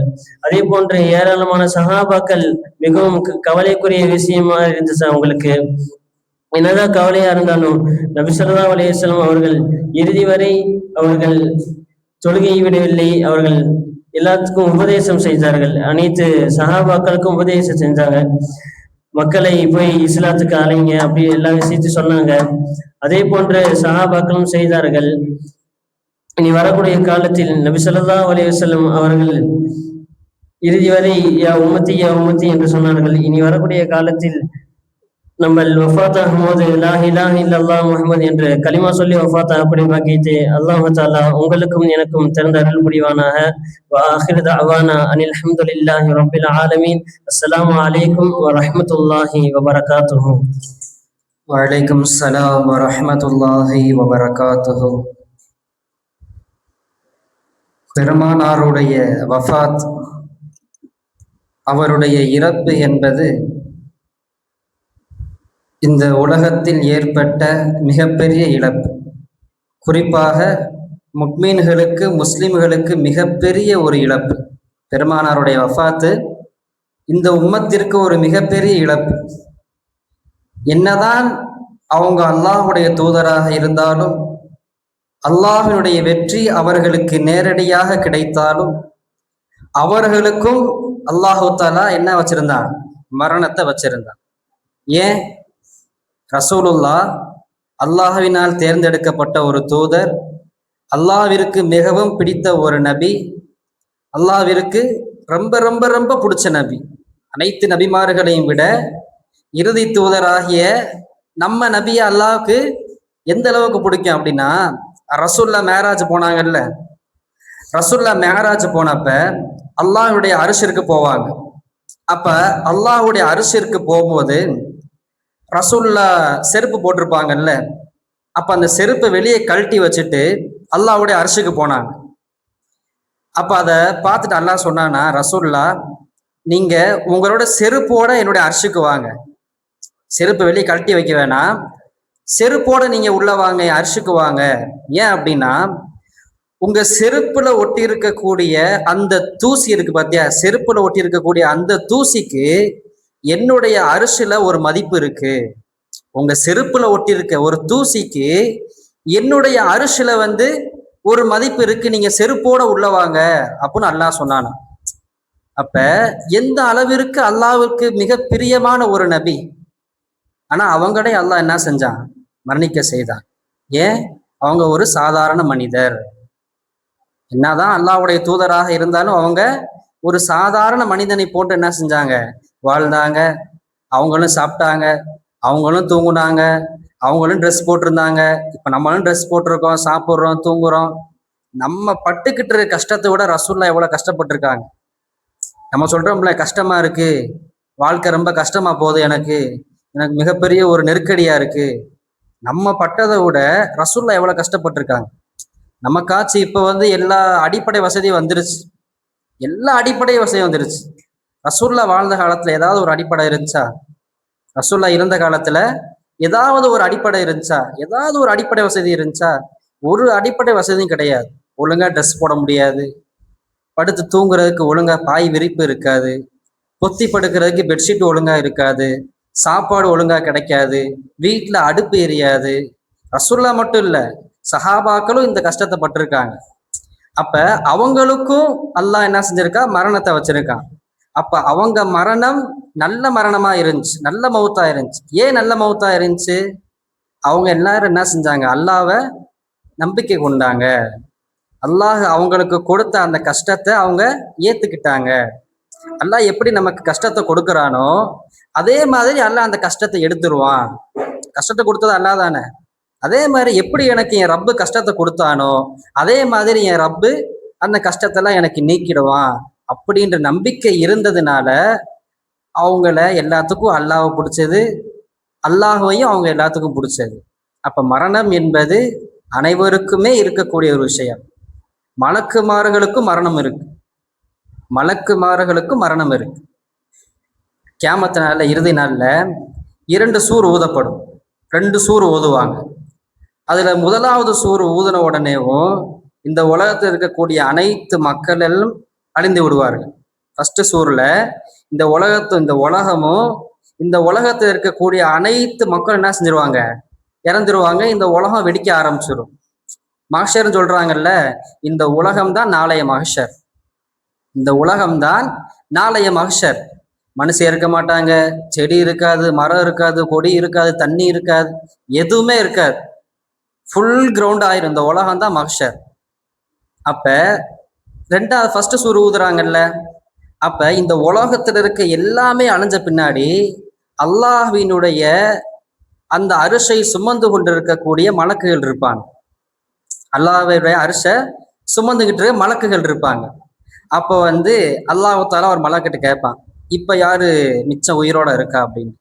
இந்த மாதிரி உன்னுடைய அரிசை சுமந்துட்டு இருக்கக்கூடிய மலக்குமார்கள் இருக்காங்க அப்படின்னு சொல்லி நீங்க அவங்களையும் மௌத்தாக்கிருங்க. அவங்களையும் மௌத்தாக்கிடுவாங்க. அப்புறம் அல்லாஹ் கேட்பேன், இப்ப யாரு உயிரோட இருக்கா, மிச்சம் இருக்கா அப்படின்னு. எல்லாத்துக்குமே உயிர் வாங்குற மலக்கு யாருப்பா? பேர் சொல்லுங்க.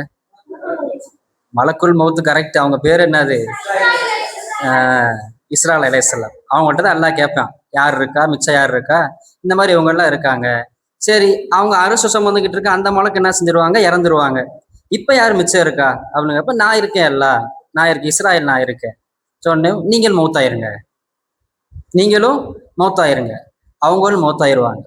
அப்போ இவ்வளவு பெரிய இந்த உலகத்துல அல்லாஹ் தனியா இருந்து அப்ப கேட்பானா, இந்த உலகத்துல பெருமடிச்சுக்கிட்டு இருந்தையில, நான் தான் பெரிய ஆள்னு சொல்லிக்கிட்டு இருந்தையில, நான் தான் பணக்காரன்கிட்டு இருந்தேன்ல, அவங்க எல்லாம் எங்க போனீங்க?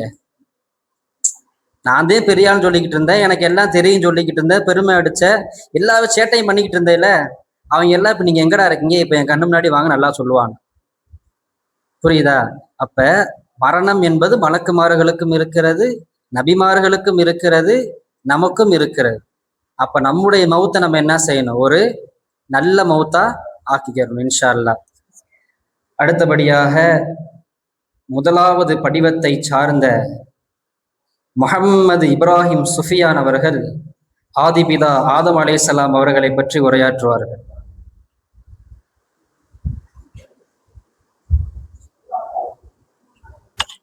Assalamu alaikum wa rahmatullahi wa barakatuh. Alhamdulillah, aqibatul muttaqin, as-salatu was-salamu rasulil kareem, amma ba'd, faqad qala Allah fil Qur'anil kareem, fil furqanil majid. أعوذ بالله من الشيطان الرجيم بسم الله الرحمن الرحيم. எல்லாம் புகழும் புகழ்ச்சியும் இந்த உலகத்தை படைத்து பரிபாலிக்கக்கூடிய இறைவன் ஒருவனுக்கு. ஆமீன். நான் இங்கு பேச வந்திருக்க தலைப்பு என்னவென்று கேட்டால், ஆதம் அலைஹிஸ்ஸலாம் அவர்களின் வரலாறு. அவர்களின் வரலாறை நம்ம எடுத்துக்கொண்டு பார்க்கிறோம் என்று சொன்னால், அவர்கள் பெரும் பெரும் அந்தஸ்தில் இருந்தார்கள். அவர்களுக்கு அல்லாஹ் ஒரு சோதனை கொடுத்தான். அந்த சோதனையில் இருந்து அவர்களுக்கும் ஷிஃபாயை அல்லாஹ் கொடுத்தான். அந்த சோதனை என்ன என்று பார்ப்போம். ஆதம் அலைஹிஸ்ஸலாம் அவர்கள் முதலில் சொர்க்கத்தில் வாழ்ந்து வந்திருந்தார்கள். அவர்கள் சொர்க்கத்தில் பெரும் அந்தஸ்தில் வாழ்ந்து வந்திருக்கும் பொழுது ஷைத்தான் ஒரு நாள் அவர்களின் கல்வை அவர்களை தூண்டுகிறான். அங்கு ஒரு மரம் முளைக்கிறது, சொர்க்கத்தில் ஒரு மரம் முளைக்கிறது. அந்த மரத்தை அல்லாஹ் கூறுகிறான், யாருமே அந்த மரத்தின் செல்கிறார்கள். அந்த மரத்தை நான் சபித்து விட்டேன். அந்த மரத்தின் இருக்கும் கனியை நீங்கள் சாப்பிடாதீர்கள், அந்த மரத்தின் பக்கம் நீங்கள் செல்லாதீர்கள் என்று அல்லாஹ் எச்சரிக்கிறான் ஆதமுக்கு. அப்பொழுதும் ஷைத்தான் ஆதமை அழைக்கிறான், இந்த கனியை சாப்பிடு சாப்பிடு என்று அழைக்கும் போது ஆதம் அலைஹிஸ்ஸலாம் கூறுகிறார்கள், நான் மாறு செய்ய மாட்டேன் அல்லாஹ்விற்கு, நான் மாறு செய்ய மாட்டேன் அல்லாஹ்விற்கு. அதனால் ஆதம் அலைஹிஸ்ஸலாம் அந்த மரத்தின் பக்கம் போகவில்லை. அதற்கு பிறகு இப்படி இன்னும் பெரும் கஷ்டங்களை கொடுக்கிறான். அப்பொழுது அவர்கள் மீறி அந்த கனியை எடுத்து சாப்பிடுகிறார்கள். அப்பொழுது கேட்கிறான், யாதமே நீங்கள் என்ன செய்தீர்கள் என்று தெரியுமா? யாதமே நீங்கள் என்ன செய்தீர்கள் என்று தெரியுமா? நான் சபிக்கப்பட்ட மரத்திலிருந்து நீங்கள் பழத்தை எடுத்து உண்ணி விட்டீர்கள். அந்த மரத்திலிருந்து நீங்கள் பழத்தை எடுத்து உண்டதால் நான் உங்களுக்கு பெரும் தண்டனை கொடுக்க போகிறேன் என்று அல்லாஹ் ஆதம் அலைஹிஸ்ஸலாம் அவர்களை பூமியில் இறக்க செய்கிறான். பூமியில் இருக்க செய்கிற போது அவர்களின் மனைவி ஹவ்வா அலைஹிஸ்ஸலாம் அவர்களும் அந்த பாவத்தை செய்து விடுகிறார்கள். அதனால் அவர்களையும் பூமியில் இறக்குகிறான். இருவரும் ஒன்றாக இறக்கப்படவில்லை, இருவரும் ஒன்றாக இறக்கப்படுகிறார்கள். ஆனால் ஒன்றான இடத்தில் இறக்கப்படவில்லை, மாறு மாறு இடத்துகள் இறக்கப்படுகிறார்கள். இவர் ஒரு பாகத்தில் அவர் ஒரு பாகத்தில் பூமியில் இறக்கப்படுகிறார்கள். இருவரும் அல்லாஹ்விடம் அழுது கண்ணீர் வற்றி போக துஆ கேட்கிறார்கள். எத்தனை வருடம் என்று தெரியுமா? அல்லாஹு அக்பர், 200 வருடங்கள். அல்லாஹு அக்பர், 200 வருடங்கள் அவர்கள் அல்லாஹ்விடம் பாவ மன்னிப்பு கேட்கிறார்கள். ஹவ்வா அலைஹிஸ்ஸலாமும் ஆதம் அலைஹிஸ்ஸலாமும் அரஃபா மைதானத்தில் இருந்து துஆ கேட்கிறார்கள். அல்லாஹ் அவர்களின் பாவ மன்னிப்பை மன்னித்து விடுகிறான். அப்பொழுது இருவரும் சேர்ந்து விடுகிறார்கள். அப்பொழுது இருந்து ஆதம் அலைஹிஸ்ஸலாம் வாழ்ந்து வருகிறார்கள். அவர்களின் மரணம் அவர்களை நெருங்கிவிட்டது. அவர்களுக்கு ஒரு பெரும் நோய் வந்தது. அந்த நோயின் காரணத்தினால் அவர்கள் மரணிக்கும் முன் அவர்கள் அருகில் அவர்கள் மனைவி ஹவ்வா அலைஹிஸ்ஸலாம் உட்கார்ந்து அழுகிறார்கள். அழுது கொண்டே இருக்கிறார்கள்.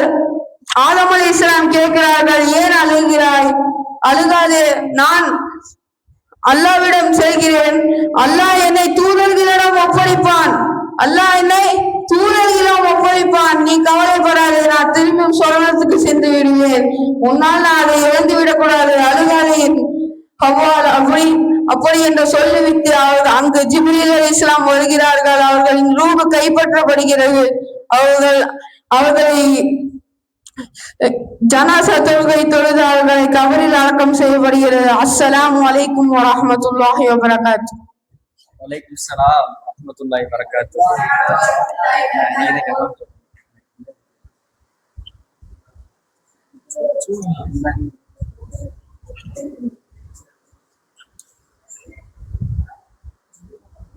ஃபர்ஸ்ட் ஜும்ராவாக இருந்தாலும் முயற்சி எடுத்து புக்கு எடுத்துட்டு வராம குறிப்பை வச்சு உங்களை பார்த்து அழகான முறையில பேசினாரு. மாஷா அல்லாஹ்.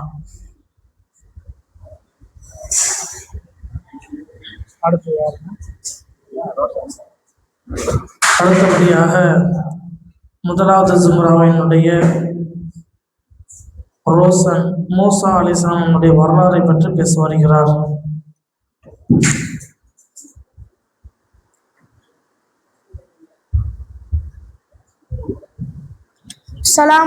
அஸ்ஸலாமு அலைக்கும் வரஹ்மத்துல்லாஹி வபரகாத்துஹு. அல்ஹம்துலில்லாஹி ரப்பில் ஆலமீன் வல் ஆகிபத்து லில் முத்தகீன். அஸ்ஸலாத்து வஸ்ஸலாம் அலா ரசூலில் கரீம். அம்மா பாத். இந்த உலகத்தை படைத்து பரிமாறிக்கும் அல்லாஹ்வுக்கு எல்லா புகழும். அவனுடைய சாந்தியும் சமாதானமும் எம்பெருமானார் ஸல்லல்லாஹு அலைஹி வஸல்லம் அவர்கள் மீது உண்டாகட்டுமாக. அவருடைய வாழ்க்கையை அப்படியே பின்பற்றி வாழ்ந்த உத்தம சத்திய சஹாபாக்கள், தாபியீன்கள், தபா தாபியீன்கள், நாதாக்கள், சுஹதாக்கள், அவுலியாக்கள் மற்றும் இந்த மஜ்லிஸில் அமைந்திருக்கும் நாம் அனைவரும் மீதும் உண்டாகட்டுமாக. ஆமீன். நான் எடுத்துக்கொண்ட தலைப்பு என்னவென்று சொன்னால் மூசா அலைஹிஸ்ஸலாமுடைய வரலாறு. ஒரு 3000 வருஷத்துக்கு முன்னாடி எகிப்த ஒரு கொடுங்கோலான ஆட்சியாளர் ஆண்டுகிட்டு இருந்தான். அவன் பேர் வந்து ஃபிரௌன். அவனுக்கு வந்து ஒரு நாள் கனவு வருது, அவனோட ஆட்சி அப்படியே அழிகிற மாதிரி. அந்த கனவுனால அடுத்த நாள் வந்து ஒரு ஜோசியக்காரன்ட்ட போய் கேட்குறான், எனக்கு இப்படி கனவு வருது என்னாச்சு அப்படின்னு கேட்கும்போது அந்த ஜோசியக்காரன் சொல்றான், உன்னோட ஆட்சியில பிறக்க போற ஒரு ஆண் குழந்தையாலதான் உன்னோட ஆட்சி அழியும் அப்படின்னு சொன்ன உடனே ஃபிரௌன் சொல்றான், அவனோட படையிட்ட கட்டளையிடுறான், இனிமே இந்த நாட்டுல பிறக்கிற ஒவ்வொரு ஆண் குழந்தையையும் கொன்றுங்க அப்படின்னு சொல்றான். உடனே ஃபிரௌனோட படை எல்லாமே போய் எவ்வளவோ பேரு எகிப்தே அப்படியே ரத்தார ஓடுது. கிட்டத்தட்ட 70,000 ஆண் குழந்தைகளை ஃபிரௌனோட படை கொள்ளுது. ஃபிரௌன் கொல்றான். அப்ப வந்து அந்த இக்கட்டான சூழ்நிலையில மூசா அலைஹிஸ்ஸலாம் பிறக்குறாங்க. அப்ப வந்து மூசா அலைஹிஸ்ஸலாமோட தாயார் வந்து அல்லாஹ்ட்ட வந்து துவா செய்யறாங்க, அல்லாஹ் எப்படியா என் மகனை காப்பாத்திரு அப்படின்னு சொன்ன உடனே அல்லாஹ் வந்து ஒரு கட்டளை விடுறான், நீங்க வந்து மூசா வந்து ஒரு பெட்டி மாதிரி செஞ்சு அதை நைல் நதியில அனுப்பிச்சு விட்டுருங்க, நான் வந்து மூசாவை பாதுகாத்துறேன் அப்படின்னு சொல்றான். அல்லாஹ் சொன்ன உடனே மூசா அலைஹிஸ்ஸலாமோட தாயாரும் சரின்னு சொல்லி எதுவுமே சொல்லாம அனுப்பிச்சு விட்டுறாங்க. அந்த நைல் நதி வந்து ஃபிரௌனோட வீட்டு வழியா தான் போகும். அன்னைக்கு வந்து ஃபிரௌனோட மனைவி வந்து எல்லாரும் அவங்க வந்து குளிச்சுக்கிட்டு இருக்கும் போது திடீர்னு ஒரு பெட்டி வரும். அந்த பெட்டியில வந்து மூசா அலைஹிஸ்ஸலாம் இருப்பாங்க. அவங்க பார்த்தோடனே யாரோட இந்த குழந்தை ரொம்ப அழகா இருக்கே, ஃபிரௌனுக்கு வந்து குழந்தை இருக்காது. உடனே இந்த ஃபிரௌனோட மனைவி வந்து மூசா அலைஹிஸ்ஸலாம் பார்த்த உடனே இந்த அழகான குழந்தை ரொம்ப அழகா இருக்கு, நாமளே வளர்த்துக்கலாமான்னு ஃபிரௌன்ட்ட வந்து கேட்கும் போது ஃபிரௌனும் சரின்றான். அப்புறம் கொஞ்ச நாள் போகுது. மூசா அலைஹிஸ்ஸலாம் வந்து விளையாண்டுக்கு இருப்பாங்க, சும்மா சின்ன வயசுல விளையாண்டுக்கு இருக்கும் போது ஃபிரௌன் வந்து தெரியாமல என்னன்னு தெரியல, ஃபிரௌன் வந்து அடிச்சிருவாங்க. அடிச்ச உடனே ஃபிரௌன் சொல்லுவான், இந்த குழந்தை தான் என்னோட ஆட்சி அழிக்க வந்திருக்கு அப்படின்னு சொன்ன உடனே இந்த குழந்தைய கொண்டுலான்னு சொன்ன உடனே ஃபிரௌனோட மனைவி சொல்லுவாங்க, வேணாம் இந்த குழந்தைய கொல்ல வேணாம், ஏதாவது சோதனை வச்சு பார்ப்போம்னு சொன்ன உடனே ஃபிரௌன் சொல்லுவான் சரி. அப்புறம் வந்து ஒரு சோதனை நடக்கும். ஒரு சைடு வந்து ஒரு தட்டு ஃபுல்லா தங்க நகை காசு எல்லாமே இருக்கும். இன்னொரு சைடு வந்து நெருப்பு கங்கு இருக்கும். மூசா அலைஹிஸ்ஸலாம் வந்து இறக்கி விடுறாங்க. அவங்க மெதுவா போறாங்க. கரெக்டா தங்கத்தட்டு தொட போகும்போது ஜிப்ரீல் அலைஹிஸ்ஸலாம் வந்து கையை தட்டி விட்டுருவாங்க. உடனே அது வந்து அவங்களோட கை வந்து கங்குல பட்டுரும். சரி, இந்த குழந்தை நம்மள எதுவும் பண்ணாதுன்னு சொல்லி ஃபிரௌனும் விட்டுருவான். அப்படியே போகுது. கொஞ்ச நாள் கழிச்சு பார்த்தோம்னா மூசா அலைஹிஸ்ஸலாம் வந்து வாலிபடை பெரியவங்க ஆயிட்டாங்க, கொஞ்சம் பெரியவங்க. அப்ப வந்து மூசா அலைஹிஸ்ஸலாமுக்கு வந்து வஹி இறங்குது. மூசா அலைஹிஸ்ஸலாம் வந்து ஃபிரௌன்ட்ட வந்து சொல்றாங்க, நீ வந்து ரொம்ப தப்பான இது பண்ணிக்கிருக்க, நீ வந்து கடவுள் கிடையாது, அல்லாஹ்னு ஒருத்தர் இருக்கான், அவன் தான் கடவுள் அப்படின்னு சொல்லிக்கிருப்பாங்க மூசா அலைஹிஸ்ஸலாம். ஃபிரௌன் வந்து அப்பயும் ஃபிரௌன் சொல்லுவான், இல்ல நான் தான் கடவுள், என்னதான் எல்லாரும் வணங்கணும் அப்படின்னு சொல்லிக்கிருப்பான். அப்புறமேட்டு பார்த்தோம்னா அதுக்கப்புறம் மூசா அலைஹிஸ்ஸலாம் வந்து அல்லாஹ் வந்து மூசா அலைஹிஸ்ஸலாமுக்கு வந்து ஒரு இதை கொடுப்பான், ஒரு சக்தி மாதிரி ஒரு குச்சியை கொடுப்பான். அந்த குச்சி கொடுப்பான் ஃபிரௌன். அது வந்து ஒரு தடவை மூசா அலைஹிஸ்ஸலாம் வந்து ஏதோ ஒரு இடத்துக்கு போய்கிட்டு இருக்கும் போது ஒரு இருட்டுல வந்து அல்லாஹ் வந்து மூசா அலைஹிஸ்ஸலாமுக்கு வந்து ஒரு குச்சி கொடுப்பான். அந்த குச்சியை கீழே போட்டோம்னா பாம்பா வரும், அந்த குச்சியை பிடிச்சோம்னா அது குச்சியாவே மாறிடும். அந்த மாதிரி ஒரு சக்தி அல்லாஹ் வந்து மூசா அலைஹிஸ்ஸலாம் கொடுத்தான். அதுக்கப்புறம் வந்து பார்த்தீங்கன்னா மூசா அலைஹிஸ்ஸலாமோட கூட்டம் வந்து, ஏன்னா மூசா அலைஹிஸ்ஸலாம் வந்து ஒரு தடவை கோவப்பட்டாங்க. எப்பன்னு சொன்னா அவங்களோட மக்கள் வந்து இது காளை கன்றை வந்து வணங்கிட்டு இருக்கும் போது மூசா அலைஹிஸ்ஸலாமுக்கு வந்து ரொம்ப கோவம் வந்துச்சு. அவங்க கையில வச்சிருந்த தௌராத் பலையை அப்படியே தூக்கி வீசிட்டாங்க. அந்த அளவுக்கு மூசா அலைஹிஸ்ஸலாம் கோவப்பட்டிருக்காங்க. அப்புறம் மூசா அலைஹிஸ்ஸலாமோட பனு இஸ்ராயேல் மக்கள்லாம் கிளம்புவாங்க. மூசா அலைஹிஸ்ஸலாமும் காப்பாற்றி கூப்பிட்டு போகிறேன்னு சொல்லி ஒரு நாள் கிளம்பிடுவாங்க. பனி இஸ்ராயேல் மக்களை கூப்பிட்டுட்டு மூசா அலைஹிஸ்ஸலாம் போய்கிட்டு இருப்பாங்க. திடீர்னு பார்த்தா ஃபிரௌனோட படை பின்னாடி வரும். மூசா அலைஹிஸ்ஸலாம் வந்து முன்னாடி மூசா அலைஹிஸ்ஸலாமுக்கு முன்னாடி வந்து கடல் இருக்கும், செங்கடல் இருக்கும். அப்போ வந்து என்ன அவங்களோட மக்கள்லாம் கேட்பாங்க, என்ன மூசாவே எங்களை வந்து இப்படி வந்து கோர்த்து விட்டுட்டீங்க, நாங்கள் இப்போ எப்படி தப்பிக்கிறது, பின்னாடி ஃபிரௌனோட படை வருது, நாங்கள் என்ன பண்ணுறது அப்படின்னு கேட்கும்போது அல்லாஹ் வந்து ஃபிரௌன்கிட்ட சொல்லுவான், அல்லாஹ் வந்து மூசா அலைஹிஸ்ஸலாம்கிட்ட சொல்லுவான், மூசாவே நீங்கள் வச்சிருக்க அந்த தடியை வந்து கடல்ல அடிங்க அப்படின்னு சொல்றவொடனே மூசா அலைஹிஸ்ஸலாம் கடல்ல அடிச்சோடனே கடல் வந்து ரெண்டா பிளந்துரும். பிளந்தோடனே எல்லாரும் போயிடுவாங்க. அப்புறம் மூசா அலைஹிஸ்ஸலாமோட மக்கள்லாம் போயிடுவாங்க. போய்கிட்டு இருக்கும்போது பின்னாடி வந்து ஃபிரௌனோட இதான் படலை வரும்போது அந்தோடனே அந்த கடல்லாம் மூடிடும். ஃபிரௌனோட எல்லா படையும் அப்படியே அழிஞ்சிரும். கடைசியில் ஃபிரௌன் வந்து களிமா சொல்லவோ மூசா என்னை காப்பாத்துங்க, அல்லாஹ் என்னை காப்பாத்துன்னு சொல்ல வரும்போது ஜிப்ரீல் அலைஹிஸ்ஸலாம் வந்து மூசாவோட வாயில வந்து மண்ணள்ளி போடுவாங்க அவனை சொல்ல விடாம. கடைசியில பார்த்தா ஃபிரௌனோட ஒரு படையில ஒரே ஒருத்தர் மட்டும் மிஞ்சிருப்பாரு.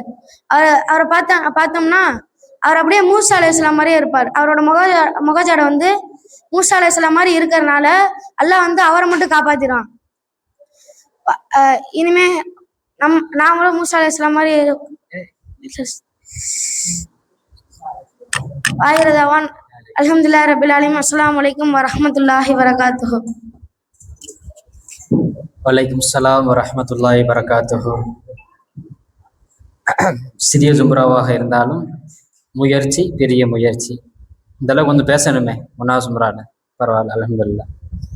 மன்றத்தின் இறுதி பேச்சாளராக 4ஆம் படிவத்தை சார்ந்த சையது முஹம்மது மக்கா வெற்றி பற்றி உரையாற்றுவார்கள். அஸ்ஸலாமு அலைக்கும் வரஹ்மத்துல்லாஹி வபரகாத்துஹு. இன்னல் ஹம்தலில்லாஹ் நஹ்மதுஹு நுஸல்லி அலா ரசூலில் கரீம். அம்மா பாத். புகழும் புகழ்ச்சியும் அல்லாஹ்வின் மீதும் அவனுடைய சாந்தியும் சமாதானமும் நபிகள் நாயகம் ஸல்லல்லாஹு அலைஹி வஸல்லம் அவர்கள் மீதும் அவர்களுடைய வாழ்க்கையை சற்றும் தவறாமல் பின்பற்றி வாழ்ந்து மறைந்த சகாபாட்கள், தாபியீன்கள், நல்லோர்கள் இந்த மஜ்லிஸில் அமர்ந்திருக்கும் நம் அனைவர்கள் மீதும் என்றென்றும் ஒன்றாமல் நின்று நிற்குமாக. மக்கா உடைய வெற்றி, இஸ்லாம் கொஞ்சம் கொஞ்சமாக பார்வையிருக்கும் காலத்தில் இஸ்லாமியர்களுக்கு மிகப்பெரிய வெற்றியாக இருந்தது. அந்த மக்கமா நகரம் வெற்றி பெற்றதுதான் மிகப்பெரிய வெற்றி என்பதாக அவர்கள் இருந்தார்கள். மக்கா வெற்றி அடைவதற்கு முன்பு யூதர்கள் காபாவிற்குள் அல்லாஹ்வின் இறையில்லாமாம் காபாவில் சிலைகளை வைத்து வணங்கி கொண்டிருந்தார்கள். அப்பொழுது மக்கா வெற்றியடைவதற்காக ஒரு போர் நடத்தி அந்த போரில் இஸ்லாமியர்கள் வெற்றி பெற்று மக்கமா நகரை வெற்றியடை செய்து அதை இஸ்லாமிய நாடாக மாற்றி அமைத்தார்கள். இஸ்லாமிய நாடாக மக்கமா நகரம் மாற்றி அமைத்து அதனுடைய ஆளுநர் பொறுப்பை நபிகள் நாயகம் ஸல்லல்லாஹு அலைஹி வஸல்லம் அவர்கள் அந்த மக்காவினுடைய ஆளுநர் பொறுப்பை உத்தாப் இப்னு உசைத் ரலியல்லாஹு அன்ஹு அவர்களிடத்தில் பொறுப்பை கொடுத்தார்கள். இனி வரக்கூடிய காலத்தில் அல்லாஹு தாலா நம்ம அனைவரையும் ஹஜ் உம்ரா செய்யக்கூடிய பாக்கியத்தை தருவானாக. அஸ்ஸலாமு அலைக்கும் வரஹ்மத்துல்லாஹி வபரகாத்துஹு. வரஹ்மத்துல்லாஹி வரகாத்துஹு. ஹதீகத்துல் வாஇதீன் மாணவ சொற்பயிற்சி மன்றம் முடிவுக்கு வருகிறது. இன்ஷா அல்லாஹ் சாலை உஸ்தாத் ஒரு சில நசீகத்துகளை உங்களிடத்திலே பரிமாறிக்கொள்வார்கள்.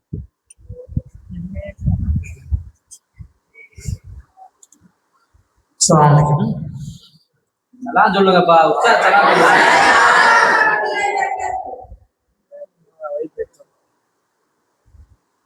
தம்பிகளா, உங்களுக்கு வந்து ரொம்ப அப்படி இப்படிலாம் சொல்லலை, ஷார்ட் அண்ட் ஸ்வீட்டாக சிம்பிளாக ஒரே ஒரு விஷயத்த சொல்கிறேன்.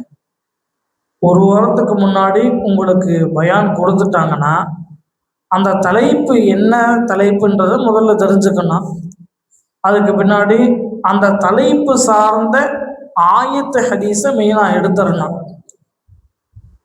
ஹாஃபிஸாவாக இருந்தால் அதிகமான ஆயத்துக்கள் எடுக்கணும். ஹாஃபிஸ் இல்லாதவராக இருந்தால் ஹதீஸுகளை அதிகமாக எடுக்கணும். பயான்ல அந்த ஆயத்தையும் ஹதீஸையும் தெளிவாக சொல்லணும். அந்த ஆயத்தை முழுமையா சொல்லணும்னு அவசியம் இல்லை. ஆயத்தை ஆரம்பிச்சுட்டு இல்ல ஆகிரஹா அப்படின்னு சொல்லி முடிச்சுட்டாலும் கூட ஓகே. இல்லை என்ன பேசணுமோ, என்ன கான்செப்டோ, என்ன விஷயமோ அதை மட்டும் சொன்னாலே போதும். ஆயத்து ஹதீஸ் அரபில சொல்றப்ப நீங்க ஓதக்கூடிய மாணவர் அப்படின்றது நல்லா தெளிவா தெரியும். அதுக்கு தோதுவான சம்பவம் நபிசராசனுடைய வரலாறாக இருக்கலாம், அல்லது சஹாபாக்களுடைய வரலாறு இருக்கலாம்.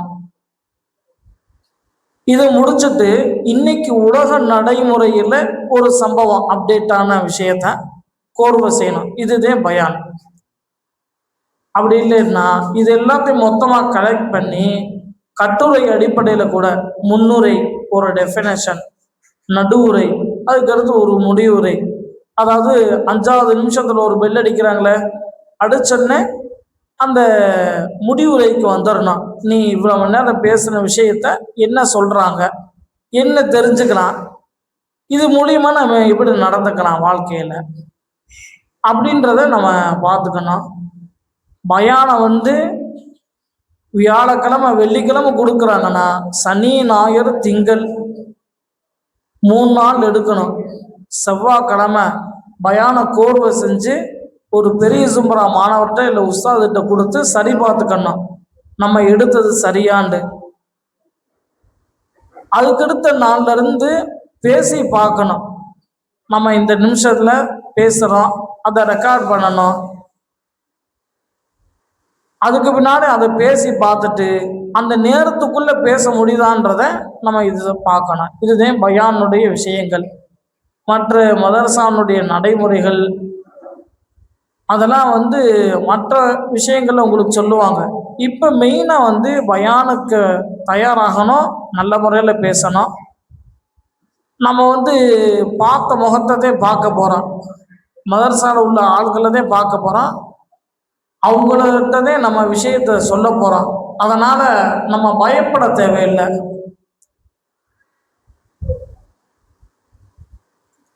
இப்படிலாம் இருக்கிறது பயானுடைய விஷயங்கள். பயான் பேசுகிறப்ப ஹேண்ட் லாங்குவேஜ், நம்ம சொல்லக்கூடிய விஷயத்தை கையை அசைத்து பேசுகிற மூலயமா பார்க்குற ஆளுக்கு ஒரு ஈர்ப்பு இருக்கும். 2வது பாடி லாங்குவேஜ், பேசுகிறப்ப ஒரே பக்கமாக பார்க்காம ஆடியன்ஸையும் பார்க்கணும், மேடையில் உட்கார்ந்துருக்கக்கூடிய ஆட்களையும் உஸ்தாத்மார்களையும் பார்க்கணும். அப்படி பார்க்குறப்ப நல்ல தோரணையாக இருக்கும், நல்ல வக்காரியத்தாக இருக்கும் உங்களுடைய பயான். இன்ஷா அல்லாஹ் வரக்கூடிய வாரங்களில் நல்ல முறையில் பேசுவதற்கு அல்லாஹ் தஆலா உங்களுக்கு கிருபை செய்வானாக.